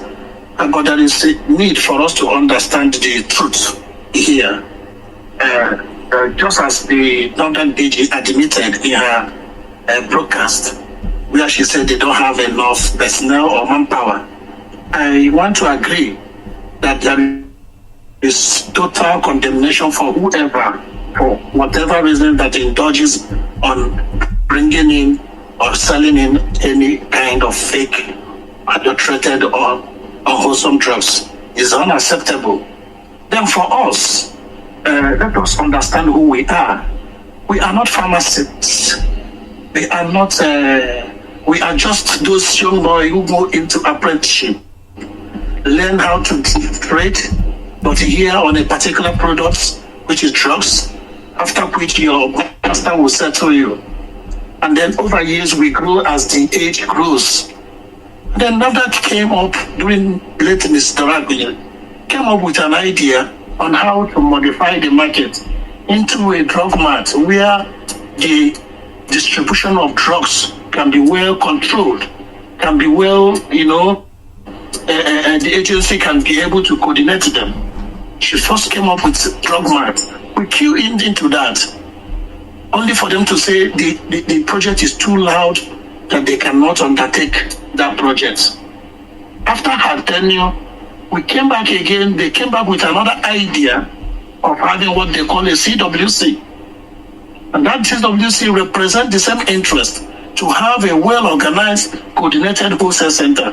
Because here they have admitted the fact that we are key stakeholders in pharmaceutical business. And then the market says no problem. The stakeholders are willing to go into that kind of agreement with them. We traveled to India. We saw that drugs, not only in Nigeria, are sold in an open market, but in their own government, it is well coordinated. The agencies, the institutions are up and doing. They regulate, and the citizens are buying.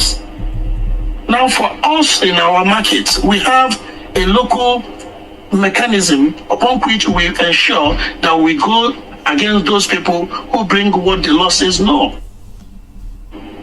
We hand over to NAFDAC. Last year, we handed over 3 containers to NAFDAC of all products we recovered. Every week, every weekday, NAFDAC comes to the market to fish out bad eggs among us.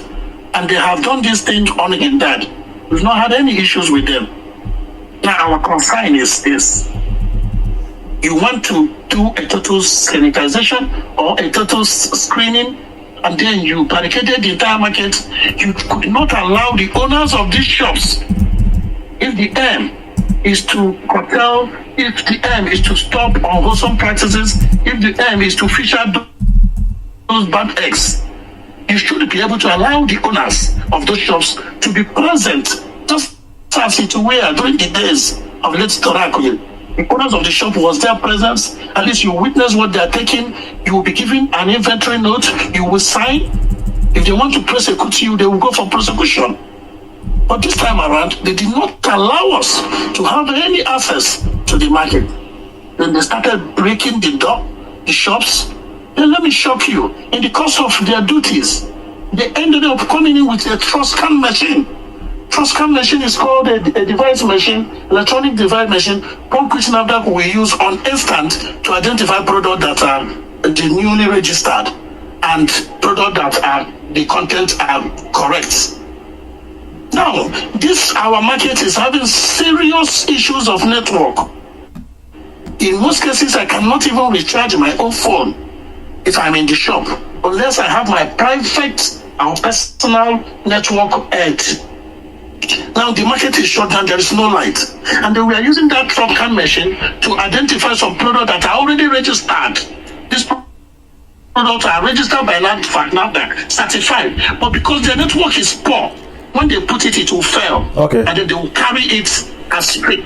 Ms. Chusa, I hear you, and I don't want to cut you short, but I want you to. So, in essence, I've heard a few things I want to just zone down on. You said, did you say the market setup, the way you guys are set up, was because of the federal government wanting to put you all in a particular place and sort of regulate you guys in a particular location? Is that what? Did you hear me? The federal government want to take us. Can you hear me? Yes. I said there is an arrangement to take us into a new location. Okay. And that location is called the Coordinated Wholesale Center. Okay. So that Coordinated Wholesale Center, we did not say no to that. As we speak, we are having a developing center, one in Oba, one in Obunike.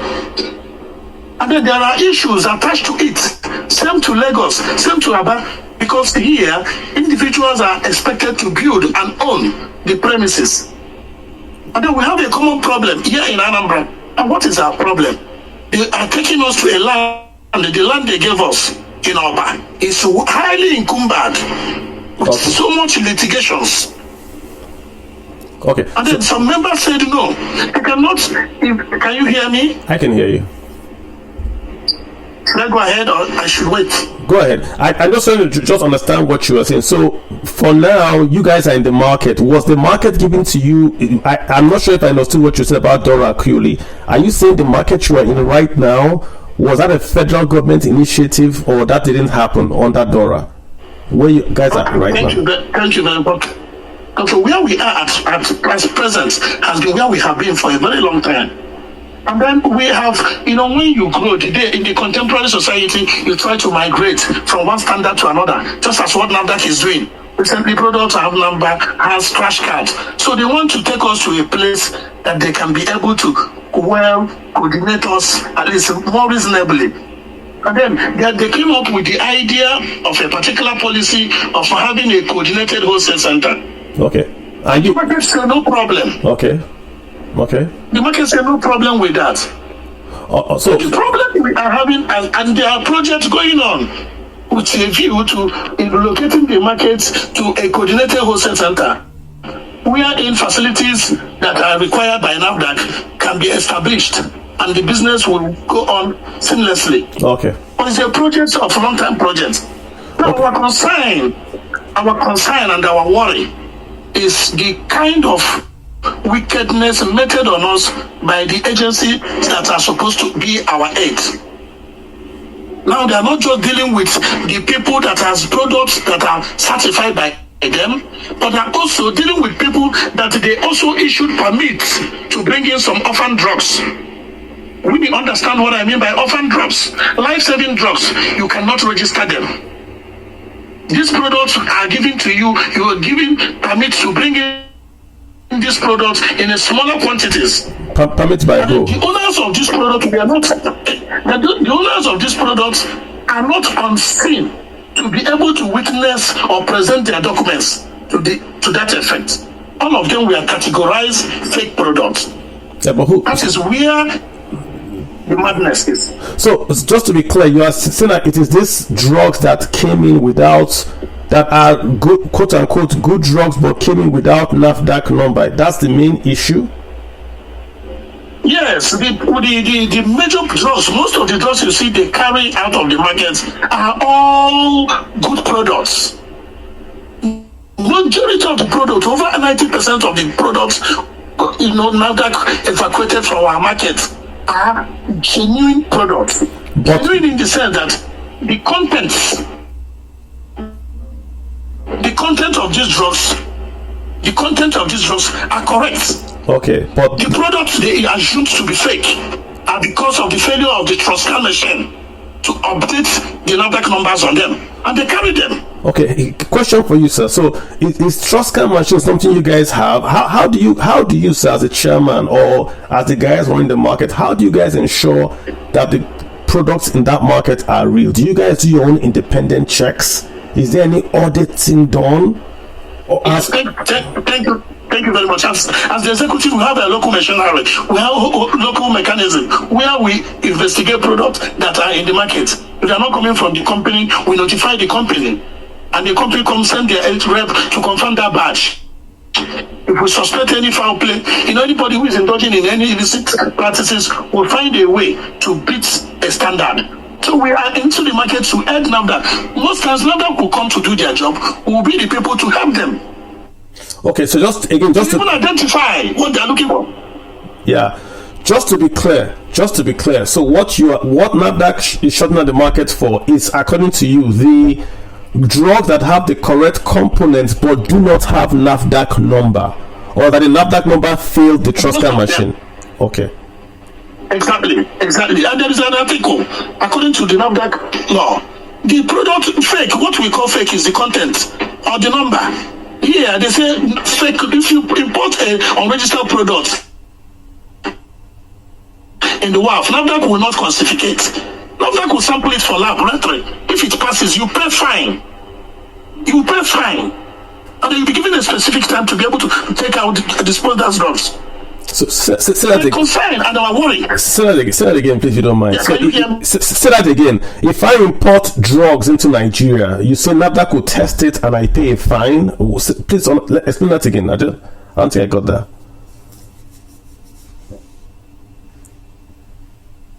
Mr. Chibuzo.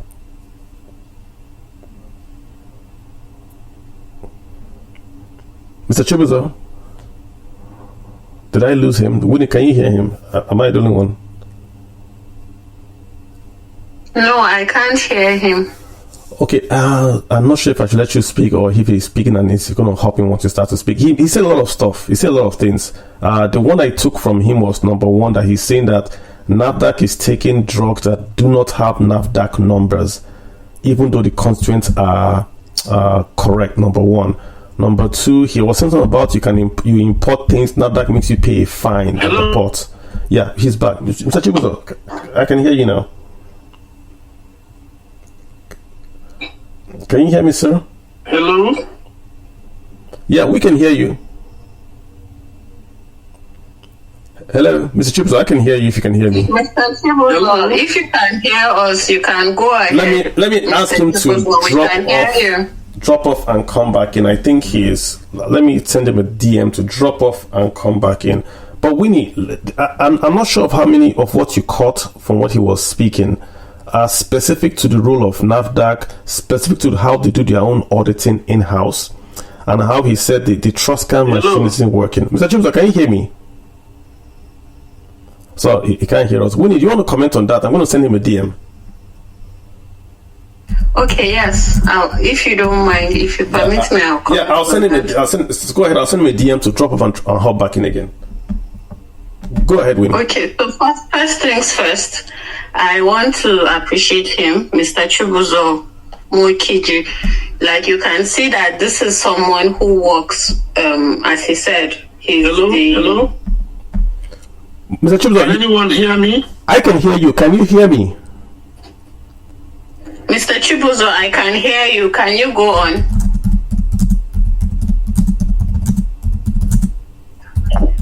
I can hear you, my chairman. Please go on. So I've asked him to drop off, or ask him, just tell him to drop and come back in again. That's what he should do. So that way we can hear him. Let him drop off and come back in again, if possible. Yeah, I've sent him a DM. Let him just drop off, come back in again. I think he must have gone off. Then we can have Winnie just do a quick comment, and then once he comes back in, I'll add him. He can then go ahead and speak. Winnie, I think you should go ahead. I don't think you can hear us. All right, thank you. So he introduced himself. He said, this is who we are. We are patent and proprietary medicines. He mentioned their body. He said, this is what we were doing. The truth is, up till now, we don't have enough pharmacists to take care of all our drug needs. As there was one speaker who came and said 200 million people. So these people have been in existence. They have been regulated, and I said these things from the beginning. Like when I said about Okeke who registered his place, can he tell us what his place is? If it's a patent place, there are certain things you're restricted on getting and on selling. Mostly over-the-counter drugs, and as he said, maybe some few orphan drugs and what have you. So he mentioned this thing, and he has talked about how we've seen that people have not stuck to the guidelines or the rules, and they've gone out of their way, and they've tried to check them in. So that was where he brought in the fact that late Prof. Dora wanted to do like a mart, and then the government felt, we don't have the resources, or we can't handle this project. All right, then he said they now brought chain wholesale? He tagged it CWC, So these are things that the government has been trying to do. And he also mentioned that, look, this regulation, they do it, But I think where you didn't hear him well, Kalu, was where, like, what Mr. Chibuzo is back. Mr. Chibuzo, so let me quickly round up or ask some questions. So I think, like what he said, he's not happy about this last inspection and regulation. Sir, your mic is on. Kalu, who should go on? His mic is. Yes, I can hear you. I can hear you, Winnie. Sorry, I think I have some. Yeah, Mr. Chibuzo, I think you were. Winnie was just trying to give a comment on your initial comment. I think if I could summarize what I heard you say, sir, you've been there for a long while. You've been working with NAFDAC. You also have been picking out the bad eggs in the market, giving to NAFDAC to also do their oversight. NAFDAC has come now with a blanket enforcement action, and the enforcement action, they are taking away, in your view, drugs that have got the right components but have no NAFDAC number, and also their scanning machine has not been working optimally to check that the NAFDAC issued drugs in that market. That's where I have the concern with Mr. Chibuzo. Sorry, if what Mr. Chibuzo said was that. So thank God we can hear from Mr. Chibuzo that there's a device that you can use and check. And Mr. Chibuzo, I don't think you question the capability of that device. But what Mr. Chibuzo is saying is that he feels or he knows the network of that area is not too good. So he's saying that, yes, there are some things they detected that were actually not good, you know. So we use the name fake, but sometimes it might not. So he has said, there are some things they checked that were fake, but he is saying, okay, there are some things that they checked that he, as a member or a vice chairperson in this group of people, he said that, I feel these things are not fake, but because of the network, maybe that's why the device detected them as fake. Mr. Chibuzo, is that what you're saying? Exactly, absolutely. But some are fake. Some were checked and they appeared fake, and they might actually be fake. There is no doubt that there is no way you conduct such 100% screening of the entire market without coming out with some bad eggs or some bad products. I'm not defending any person. What I'm saying is that. So I think, Mr. Kalu, so probably that's where they need to, we really need to find out, okay, is it possible that we'll say, okay, the network can affect the efficiency of this or what? But my point is that what I can see here is that Mr. Chibuzo and his association have been working with the regulatory bodies, but it still doesn't mean you don't have bad eggs. And we know that saying, a few good eggs will spoil everybody. So what I want to say is that some people still, like, even where you are in a group, in an association, you don't do what you're supposed to do. You still like go out there, do the wrong things, and sometimes you might not be able to check everybody in the market. So the question is that, should people that are doing the right thing and even surrendering the culprits to NAFDAC, like, be punished by the whole market being closed?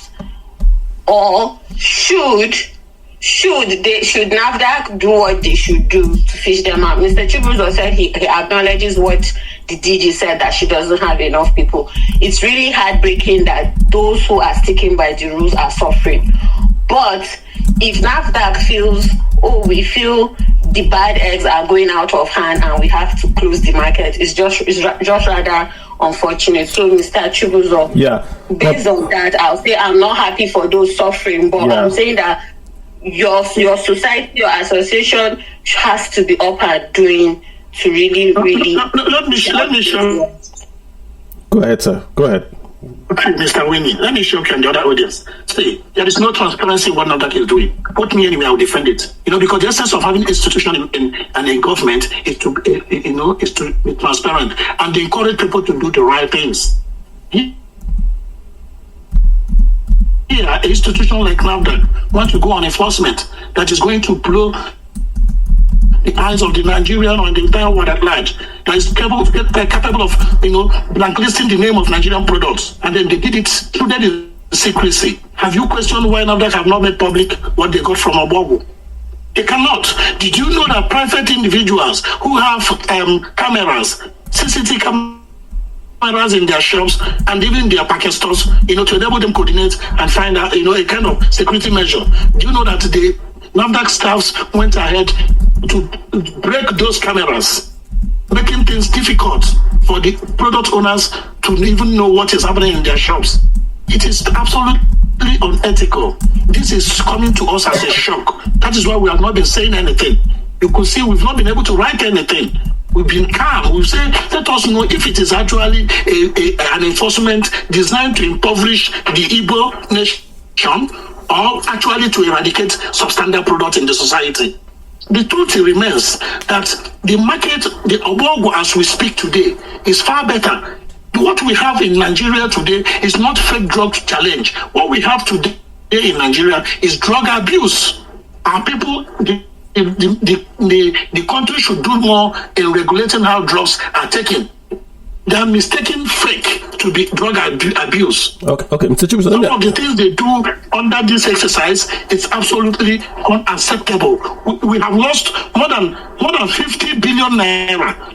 What of goods have been taken away from that market?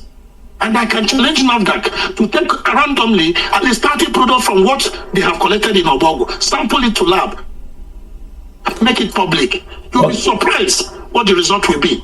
You'll be very shocked as to what the result will be. Mr. Chibuzo, let me ask you a question. If you had to advise on the way forward, because both sides, again, I'm looking at my DMs. Many people are saying, well, it's fake drugs, let's go in and sanitize it. Some people are saying you can't close the whole market down. If you had to advise, what do you think NAFDAC can do? Because this is their mandate, safety, consumer safety. How can they ensure that market is safe? Is there an onus on you folks like self-regulation, like the stockbroking market is a self-regulatory organization? Is there something you guys can do to go ahead? Yeah. One of the major things now that should do at this point is to review the goods they have taken from the market and make it public that people should know. And it will act as a deterrent, punish those that are culpable. It will serve as a deterrent for anybody who would want to go into fake products or wholesome practices. That is one. They should make public what they have, so that the name of Obogo in Onitsha will not be, blacklisted going forward. The international community is watching us. Two, they already have a design policy on how to coordinate the distribution of drugs, which they call CWC, Coordinated Wholesale Center. This project is a gigantic project. And we say, we the stakeholders, we have met with the NAFDAC and PCN, we've met with the minister. Our challenge is, in the entire Anambra State, being the hub of open drug markets in Africa, one CWC is not enough. One CWC is not enough. But they said they want one in Oba. And then people said no. That Oba has a problem. Give us specification. We'll build. Since we are building with our own money, we'll build. You commission. We have one going on in Oba. We have one going on in Obunike. And then the government, the PCN said, no, it must be one in a place. That it must be one in a place. My brother, answer me.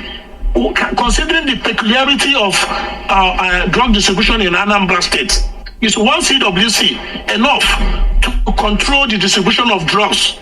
Those in Nnewi, those in Oka, those in Onitsha. Everybody will be buying from one particular spot. The answer is no. Now, they have frustrated that project from going on since 2016. We would have finished building that project if they have given us the green light to actually want to end porous border and porous infiltrations of drug, wholesome drugs. But they said no, they said it must be one. Mm-hmm. So, it must be one. Another thing that will shock you is that when the market, the distributor, the stakeholders has agreed also to undertake this project, and we are saying, because it is a federal project, why not allocate it? Why not contain it in the budget? Build it and allow us to go inside. They say they don't have money. You don't have money. But you cannot allow those who have this money to also do it. The same thing they are doing in registration of a project. For you to register a particular project, one product, you will have to pay 20 million naira GMP. It is a fixed price. How many persons can afford 20 million? Go to the sister countries. Registration is just very simple. When the process is very simple, it becomes difficult for anybody who wants to manipulate it. NAFDAC doesn't want Nigeria to get good access to good drugs because the conditions are too bad. Okay, so let me put you on this. Let me put you on the spot here. So let me ask you a question. If NAFDAC today told you that we'll leave the market today, and you are going to guarantee, to up to the extent of criminal prosecution, that you will guarantee that there will be no fake, quote unquote, fake drugs in the market, is this something your ESCO will be willing to take on? It is very simple, my brother. To coordinate genuine product in the market is very simple, provided the government gives you the assistance you needed. There was a time they called us for a seminar. Do you know NAFDAC from time to time calls us for a seminar, and we'll shut down the market. They will have us for the whole day. Then we made an application. What did we apply? We said, sir, since you have a TrustScan machine, this device enables you to identify genuine products. Can you make one available for the union, so that it will help the union when we are going on our routine, using our local mechanism and suspect a particular product, we can have an on-spot assessment on how to, identify those words. They said no. That particular machine is not even in Onitsha branch. That particular machine is only in Lagos. Okay. So they are not helping issues. I hear you. So, I mean, this is like Winnie had said at the very, very top of the hour, this is a very, very wide topic. I spoke to you guys, or the other gentlemen before you, this space, and I did want to hear this view. You've said a lot of things with NAFDAC, federal funding. They don't have the money. You guys have proposed to do self-funding, like what we do, the tax credits. If you build a road in Nigeria today, you get a tax credit. Have you guys explored that? There's a law in Nigeria that says if you fund a federal government project, you get tax credits. It's a law, not a suggestion. So if NAFDAC has that project in their budget to have this center to test, you guys can actually build it and then go and get the tax credits. You can get the tax credit back from the government. Exactly. So is this something you guys can? Because this is why I'm holding this space. It's more or less an economic side of it. The drugs, yeah, but is it not something you can go back to them now? If you get any House of Reps person or any banker, you are able to do a proposal. What is the cost of the NAFDAC testing center? What is the cost of the new market? If it costs 100 billion, according to the executive order signed by President Buhari, you can invest that money and you can get the tax credits, and those tax credits they are transferable. So you can get the tax credit and give to importers. You guys are importers, so you guys will use those tax credits yourself.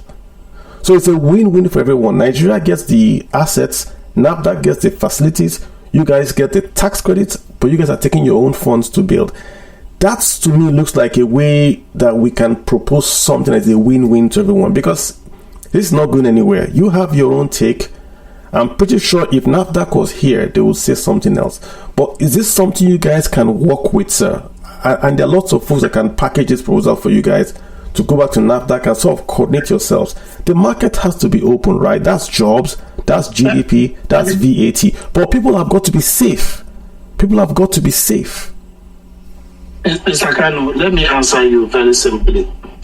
As we speak today, we have always said it and we want to say it again. The market is willing, ever ready to cue in policies that will help and make the distribution of drugs more effective, provided that we that are the stakeholders in the business is recognized. We are the people who owns this money. We employ work level, even P-Man that he mentioned, the people under production. Okay, they are also part of us. Some of them have their shops inside the market. We are winning. What we are saying, the Tinubu administration came in with unlocking the value chain of health centers, unlocking the value chain of all health sectors. And our market was recognized during COVID-19. Ask the director of NAFDAC, I will answer this question. The market you closed today, during COVID-19, when public space was shut down, the federal government recognized our market as an essential service center. And we subjected ourselves into COVID hazard. Thank God we didn't die all, because people needed drugs to survive. At that point, they did not condemn us. Now, because of few individuals, you've rendered millions of people poor. Genuine product registered, but because the Truscan machine could not identify at that point, you condemn them. These goods will soon be, if they burn that goods, they have destroyed the Igbo nation, they have impoverished us. Let them review what they have collected. People are dying. Just 3 days ago, we've lost 3 persons in our market. Many of them are in the hospital. Is Truscan something you can buy? I mean, is it like something I can buy? It's not affordable. It's not something you can go and buy. How much is it? It's their own machine. It is their own device. You said you have money to do distribution. That I wanted to ask that question. Yeah, how much is a Truscan machine? Just ask me. Waiting my turn. Yeah, so Winnie, go ahead. Yeah, he has said a lot, and Winnie, I'm trying to get confluence here. He said a lot. Yeah. I want to get confluence here. If NAFDAC is saying we don't have the money and they have the money, there's a solution there. Like I said, tax credits is a law. So at certain parts, he says they have the money, but when it comes to certain areas now, because the thing is that. Okay, you said the federal government said they can't build the wholesale distribution, what have you, or they said they'll build just one, but you say one will not be enough. I think one of the reasons, this is my own personal thought, I don't know, I don't have the answers yet till I ask. It might also be that they just want one for starters, maybe so that they can better regulate, rather than having more than one at a point in time. We're moving, but we'll start from somewhere. So my question is that, and sometimes it's not just about money, Mr. Chibuzo. When you came, you admitted, you said, okay, this is who we are. You have restrictions, you have limitations. And this thing is not just about fake products. They talked about drugs that were not kept in proper conditions, proper storage conditions. Storage conditions are very important for drugs, and that was one of the things they pinpointed, and I didn't really hear you address that. I disagree with that, their logic of not having adequate storage facilities. I can tell you why. The reason is this. Like I said, the market you are referring today is different from that market that you people used to know. If they had made these things public, you could see that most of these shops has refrigerators. And the drugs are stored in it. We are the executive, we are doing our best. My NAFDAC visit the market almost every day, every week. And they go through these shops and they saw their storage facilities. But if they want to migrate from this standard to a whole lot of contemporary standard, we said we are ready. Since 2016, we said, allow us, since we are the one to build, why not allow us to go and get a land? That's how market is done. We'll get a land and we'll build with your specification. We'll build with our own. Give us 1 year. We requested that from them. Then we are going to move. But what did they do? They come into the politics. They want to force us to a land that is already encumbered, that has a lot of litigations. And you want a hard-earned man to invest his money in a place of uncertainty. Nobody does that. That is why even when the governor has made a bold step to say he wants to encourage our project, still the market could not subscribe to it. Because there are a lot of litigations. AMCON issue is there, landowner problem is there, a lot of issues. But we have other lands that are free from any encumbrances. And then we want to invest there with your own specification. And you said no. And what do you want us to do? We want to build a house and call you to come and regulate with your own standard. You said no. We must go a particular place. Okay, we don't want to go and invest our money. You use your own money and invest and allow us go in. You say you don't have money. And then suddenly you come and barricade our markets. Take us 2 meters away and is taking our product. It's too bad. There's a lot going on here, Winnie. It is bad. I don't want to go. All the stuff Sachibu is saying, I'm not sure if we can go there because we don't have anyone, like you said, that's going to speak on the side of the government. But Mr. Chibuzo, why I reached out to you guys, like I told you, why I reached out to you guys, that an economy is dying, and also people are dying, and we have to marry both of them. I'm happy to have heard what you've said. I posted on Twitter that the market should have been closed down till you guys sort yourselves out. But from what I've heard you say, I'll have to go back and do a rejoiner. Perhaps say I was. No, the market has to be shut down. So Mr. Chibuzo, sorry, let me try to give you reasons why, based on your point. You have said NAFDAC doesn't want Nigerians to get good drugs. I doubt. The thing is that as you've said, you've been there for years, since late Prof. Dora. And the truth is that some of you don't want to be regulated. Some, Mr. Chibuzo, not all. So the fact that maybe some people have not done the right thing and have gotten money does not mean they should not be regulated. And regulations means you have to stick by what the regulatory bodies say. So the truth is that, like you said, it's very simple that why do we still have products? If it's very simple, why has it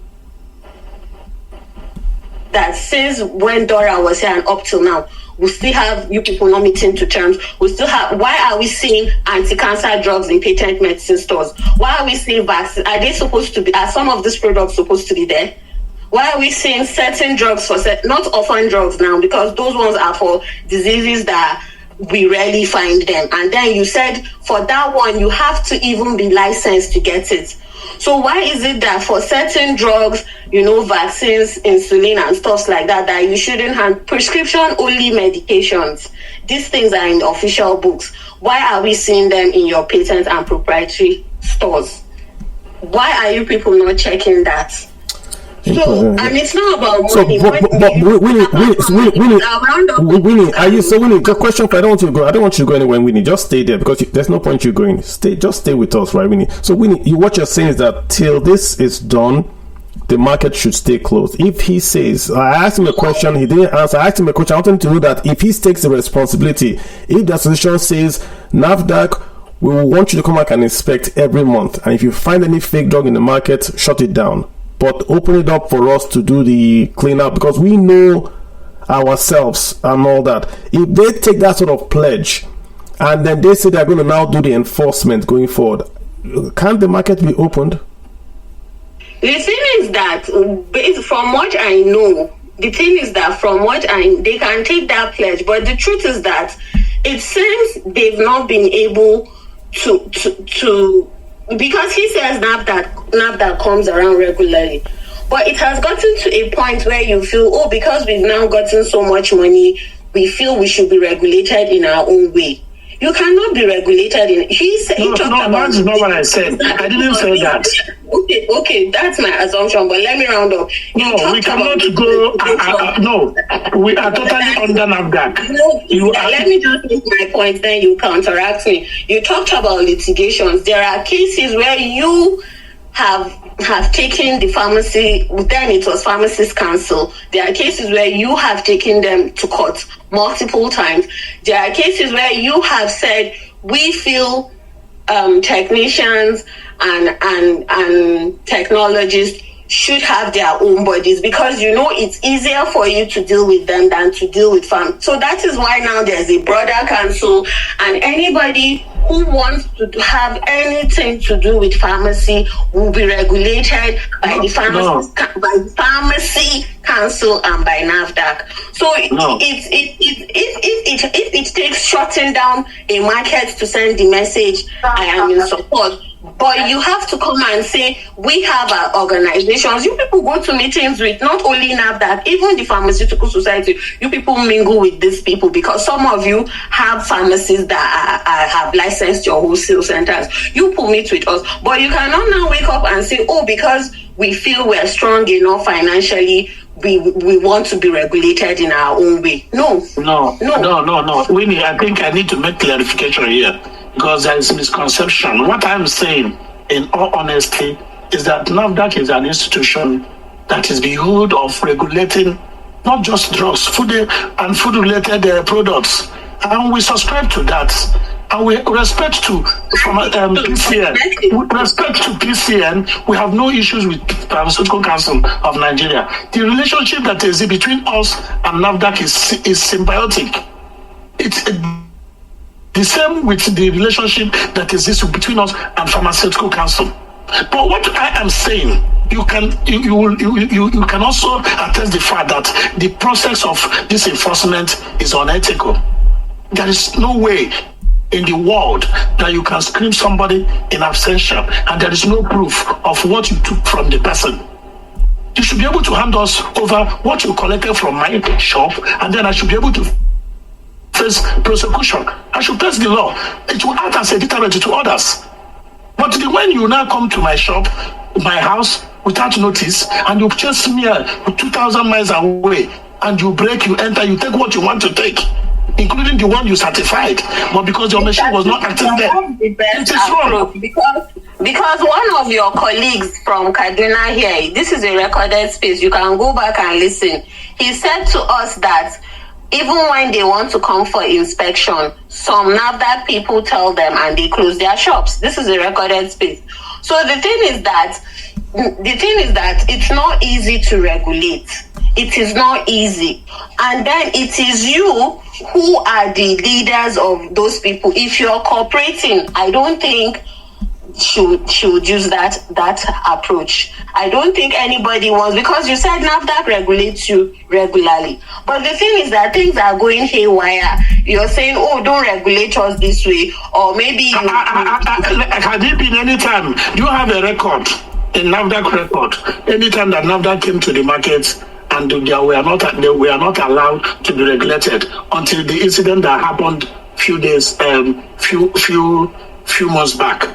Is there any time NAFDAC has come to the market? Not in your state, but in other states. So why do you measure us? How do you not measure us? Regulators have entered your job market in Kaduna, and then you deal with somebody that it is unfair. And they stopped them. And as I said, one of you has already said on this space is that it's like maybe they've gone to bribe the few bad eggs. So they even tell them when they are coming, and they lock their shop. But that's because you lock your shop, because if you open your shop, they will see what should not be seen there. You're not supposed to handle everything. But really, that's on NAFDAC. If NAFDAC is one getting bribed. When you lock your shops, they come, they use that approach. That is what that's their last resort. Okay, but why should you go and be looking for the military police to come and check you in the market? Why? Even if it was police, why should she do that if it's not that is her last resort? Why? What I'm hearing Mr. Chibuzo saying, I'm trying to say, is to say that they've worked with NAFDAC. They've actually given NAFDAC bad eggs. So I get how being the army. I think to that. I even said, even with the pharmaceutical society, I said that now. Yeah. I've said that, but I've just also told him that what his organization or his association is doing is not good enough. Okay, so which is what I'm going for to say, and again, it's just my view, and I'm not speaking from Mr. Chibuzo. I'm not putting words in his mouth. I'm saying the way we are right now, the Nigerian economy itself is suffering, but people are dying, right? Can we? And the issue is NAFDAC says this is fake. Don't have our number. Is it possible for us to get out of this by saying? Some might not be fake, but they are not stored well. All that. Why are you people buying? Sorry, Mr. Kalu. One question, Mr. Chibuzo. Why is it that you people in the market buy drugs from health workers that are corrupt or are bad? Donated drugs. Why are we seeing them in your market? Because Nigerians are corrupt, Winnie. Why? That's why. Because it's corruption. It takes a buyer and a seller. Yes, but who is selling? In the market agree to buy drugs that they know are donated. But why are they selling them? Why are they selling them? For programs. Everybody has his fault. But I want to ask you, Winnie. You asked a question, why do we buy drugs that are meant for what? For certain programs, donated drugs, like the drugs they give us, like this, you say foreign partners, drugs they give for programs like malaria programs, HIV programs. More or less free, granted drugs from international partners, polio drugs, things like that. Programs like for public health programs. So some people even vaccines for vaccinations. Winnie, but I'm surprised. Winnie, but this question is a question for the whole. I've seen policemen they give them brand new cars, they sell the engine and put fake engine there. These are police cars, so it's not a specific thing to these guys. And that's what I'm trying to go to. But you don't absorb one person. I'm not absorbing one person. If you say this, Winnie, right? We're going to start to go into the morality. I want to focus on the. Another reason is because it's easier for those at the market to buy these things and make much gains from it than go to a company and buy, what they should buy for sale. It's corruption, Winnie. It's corruption. So we should address all these things. Winnie, it's corruption. It's not a problem. NAFDAC will not come and announce that. NAFDAC cannot stop corruption. That's where I'm going to with these comments I'm making. I'm not defending them. NAFDAC cannot stop corruption. That's the point I'm trying to make. NAFDAC cannot. And that's why I said the system. It's true now. Forget the drugs. I did not fake cook in stores, in a bar, in whatever. NAFDAC can't stop corruption. The economy, the system in Nigeria needs a cleansing, and it's not NAFDAC alone that would do it. So I don't know where I think he's dropped off. The point I'm making is that in essence, we've got to move forward. If you shut the market down, like I Twitter shut the market down, he has come to say they're working with NAFDAC. NAFDAC is in the market with them. NAFDAC scanner and all that. Okay, can we meet ourselves halfway? Can NAFDAC say, okay, we're going to go in there with these people and we're going to sign this is what we want. We want cold chain. We want locked shops. We want the access to go into your stores and look at your manifest and your import duties. Can NAFDAC list what they want from them? Give it to them. With the state government and this association, they have what NAFDAC needs. They don't now. They don't. They do. He said, Winnie, he said NAFDAC wanted to build something and didn't have money. They requested to build it for NAFDAC. He said it. Government. I don't think that's NAFDAC. No, that's what he said. NAFDAC said they don't have the money. Information to come across, right? NAFDAC does not partake in distribution. No. He said NAFDAC came and said they want to build he called it an acronym. And that NAFDAC didn't have the money. That they wanted to build one right there in the market. There's one in Lagos. He said, okay, let's build it for you. Then the state government said, no, we're going to move you to another land and build it. So you see, there are three parties here. There's this federal, state, and there's association. There's NAFDAC federal, there's Anambra state, and then there's their market. So what I'm saying is that, okay, let's come to the drawing table and say, what does NAFDAC need? List it all out. Cold chain, manifest, machines. List it all out. Shops, this apart, all that. Okay, go to the state government. Give them piece of land or whatever it is. Let them go and build it there. He says they have the money. Build it there. Then they have a self-regulatory body with NAFDAC in the market right there. So that way, going forward, they are the ones saying that they are in charge. They are going to basically take that charge. That's what I think.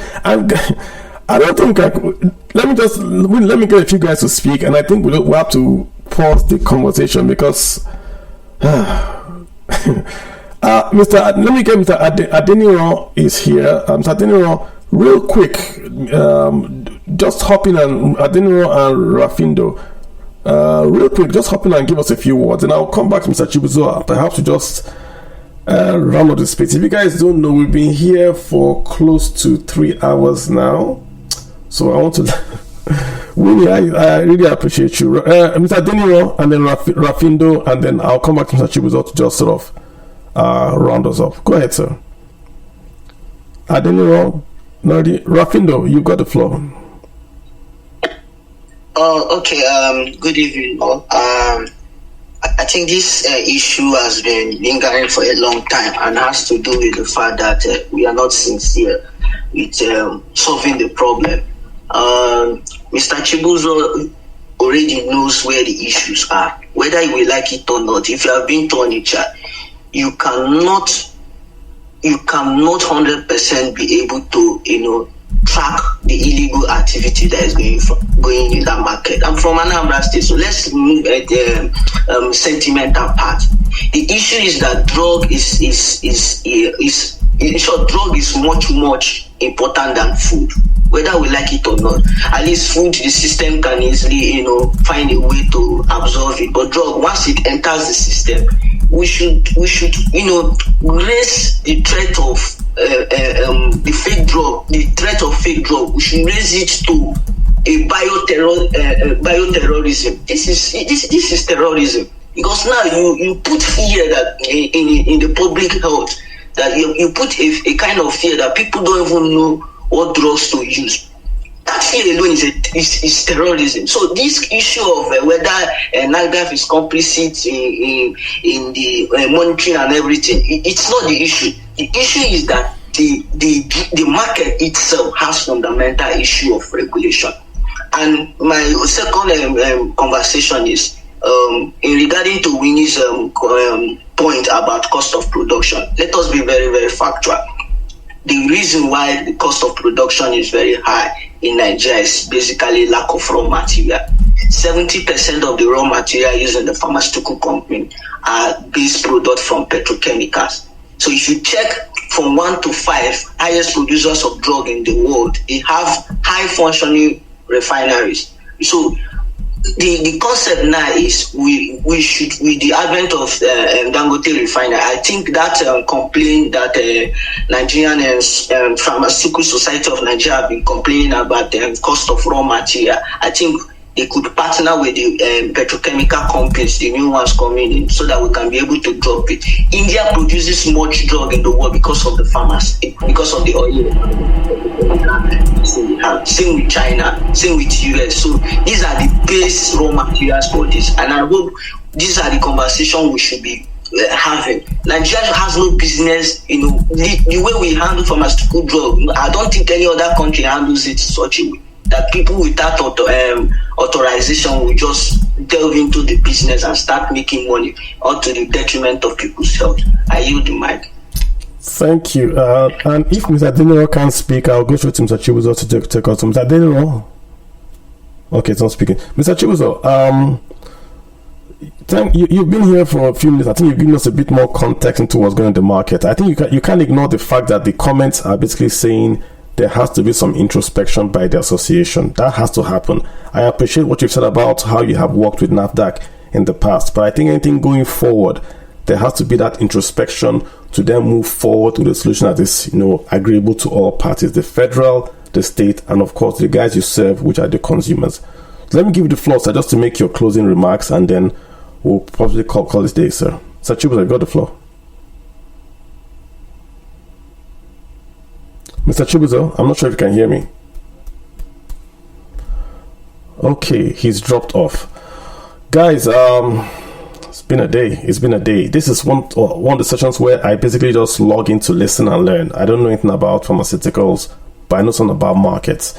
And I do know that if you shut down a market, irrespective of who is running that market for a long time, people do lose jobs and the economy does get pulled down. But this is a very, very sensitive issue. Drugs. Fake drugs, people dying, baby food, baby formula. I know there was a time in Lagos, my Pekin, was it my Pekin or so, formula in Lagos, that they had produced this tooth something, and that company was shut down, in Lagos. It's a smaller company, but that's the same sort of concept, They produced something that was fake, the government shut them down, because there has to be consequences for these things. And I think if you go 360 degrees, just go higher up, the whole system in Nigeria just has to change a bit, I travel from Nigeria to the States. I always buy anti-malaria tablets when I come to Nigeria. I always buy anti-malaria. So one time I was traveling, the US guys stopped me, searched my bag, found anti-malaria. I said, what's this? I said, it's anti-malaria. The guy said, what's your prescription? I said, no, I don't have a prescription. I just bought it in the pharmacy. They were horrified. They pulled me, took me to the other room, searched. I've never been, did the whole search. They called the intelligence guy. Where did you say you bought this from? Pharmacy. How did you buy it from pharmacy? They couldn't believe. You just walked in. I said, I literally walked in. and I bought it in a pharmacy. And they had to Google, how is it possible in Nigeria to buy drugs in a pharmacy control? This is just malaria tablet. But today, malaria is, you go to ICU, you'll be in isolation. So that the fact that I can walk into a store and buy malaria tablets, it was news to them. They were Googling, they were searching, they were calling. I was there for like 2 hours just because I had malaria tablets with me and without a prescription. So it just tells, there's just the things don't work, and we're trying to say things should be right in a structure that is really itself, it's kind of broken. You have markets selling medicines. People are going to buy those medicines in bulk to resell in places called pharmacies with no pharmacy. So it's not just the market. The whole structure just needs to change a bit. There's a bit more professionalism, I think, in the entire market. And if there's none yet, then who are we to then castigate the folks that are even in that field? If you take away all the guys that are doing the pharmacy and the pharmacy, then how will the market then look? If you had to get a drug, how would you get it? Would you have to go to a general hospital? Would you have to go to your primary health care? Where is it? In the whole of, say, Koshofe, where is the primary health care I would go to? I know of 1 and 2, but where would I go to if there were no pharmacies and all? It's a long discussion, and I just hope that the conversation allowed most of us that listen to get an idea of what's going on. For Mr. Chibuzo and Mr. Chibuzo, I'll just say, try to reach out with a proposal that makes, we say, economic sense to everyone else. It's your market, it's your livelihood. The federal government also have a mandate. Their mandate is consumer safety. The state also has a mandate. He wants to have re-election, and I think if we can bring something that touches all parties, I think all parties would be much agreeable to that. On that note, allow me folks to end the space. It's been 3 hours of just learning about this ecosystem, and I thank Winnie, Mr. Chibuzo, all of you that have spoken. Appreciate you guys for coming in here at very, very short notice. Of course, the space is recorded, and I'll release the recording. And let's. Don't notice to me. Next time, do right by us, please. Reach out to pharmaceutical associations. Thank you. You're very well. And if you want to come back, Winnie, if you guys want to come back, please, like I told you, reach out to me, DM. I will offer the space. I wanted it to be a different kind of conversation, but I hear you. No excuses. Reach out to me if you want to come back. I'm very open to host and all that. Thank you so much, guys. I wish you guys the very, very best. Mr. Jula, are you there? Thank you. Yes, sir. Oh. Thank you. Yeah, can you hear me? Yes, I can. Mr. Kano. Yes. Thank you so very much. I will appeal that next time you give us a proper notice so that we'll be able to come and be punctual, because I regret not being earlier enough on this program. It disabuse the mind of the public over the kind of deity they paint us. Because what this exercise has painted us is not what we are. I can assure you, to Winnie, I want you to take this as take it from us. We wish that NAFDAC will go there at random, pick some product they have said to be fake, sample it, and let's see the results, so that the public will understand that what we are doing is actually helping NAFDAC to serve the health of the nation. Our motto is health for the nation. We cannot, under that, try to give people what will hurt them or kill them. And our administration is doing our best to help NAFDAC to do their work. And they've recognized that. They have recognized our efficiency on doing this. We are not saying we are pharmacists, we are not saying we are NAFDACs, but we say help us and do it. If you want to deal with the bad debts, deal with them, but leave those who have adhered to the rules and principles. That is our concern. The menace is too much. The poverty rate is going to be alarming. What the people they ended up in hurting are the people who are doing on genuine products. Whereas their aim is to get the wrong people. But if they have allowed the executives, if they have allowed the owners of the shops to be present at the time of this screening, it would have made people will be clapping for them. People will be clapping for them. Nobody wants anybody who is selling fake drugs to continue. All right. But this needs to be done in a manner that will be appreciable. This one is no for us. All right. Thank you for that, sir. All right, folks. Thank you so much for all being here. I appreciate you guys. We'll be here next week. Of course, Sunday, we're going to talk about something to do with money, economics, and politics. Till then, wish you guys the very best. Have a good day and enjoy the rest of your week. Thank you. Thank you very much. Thank you.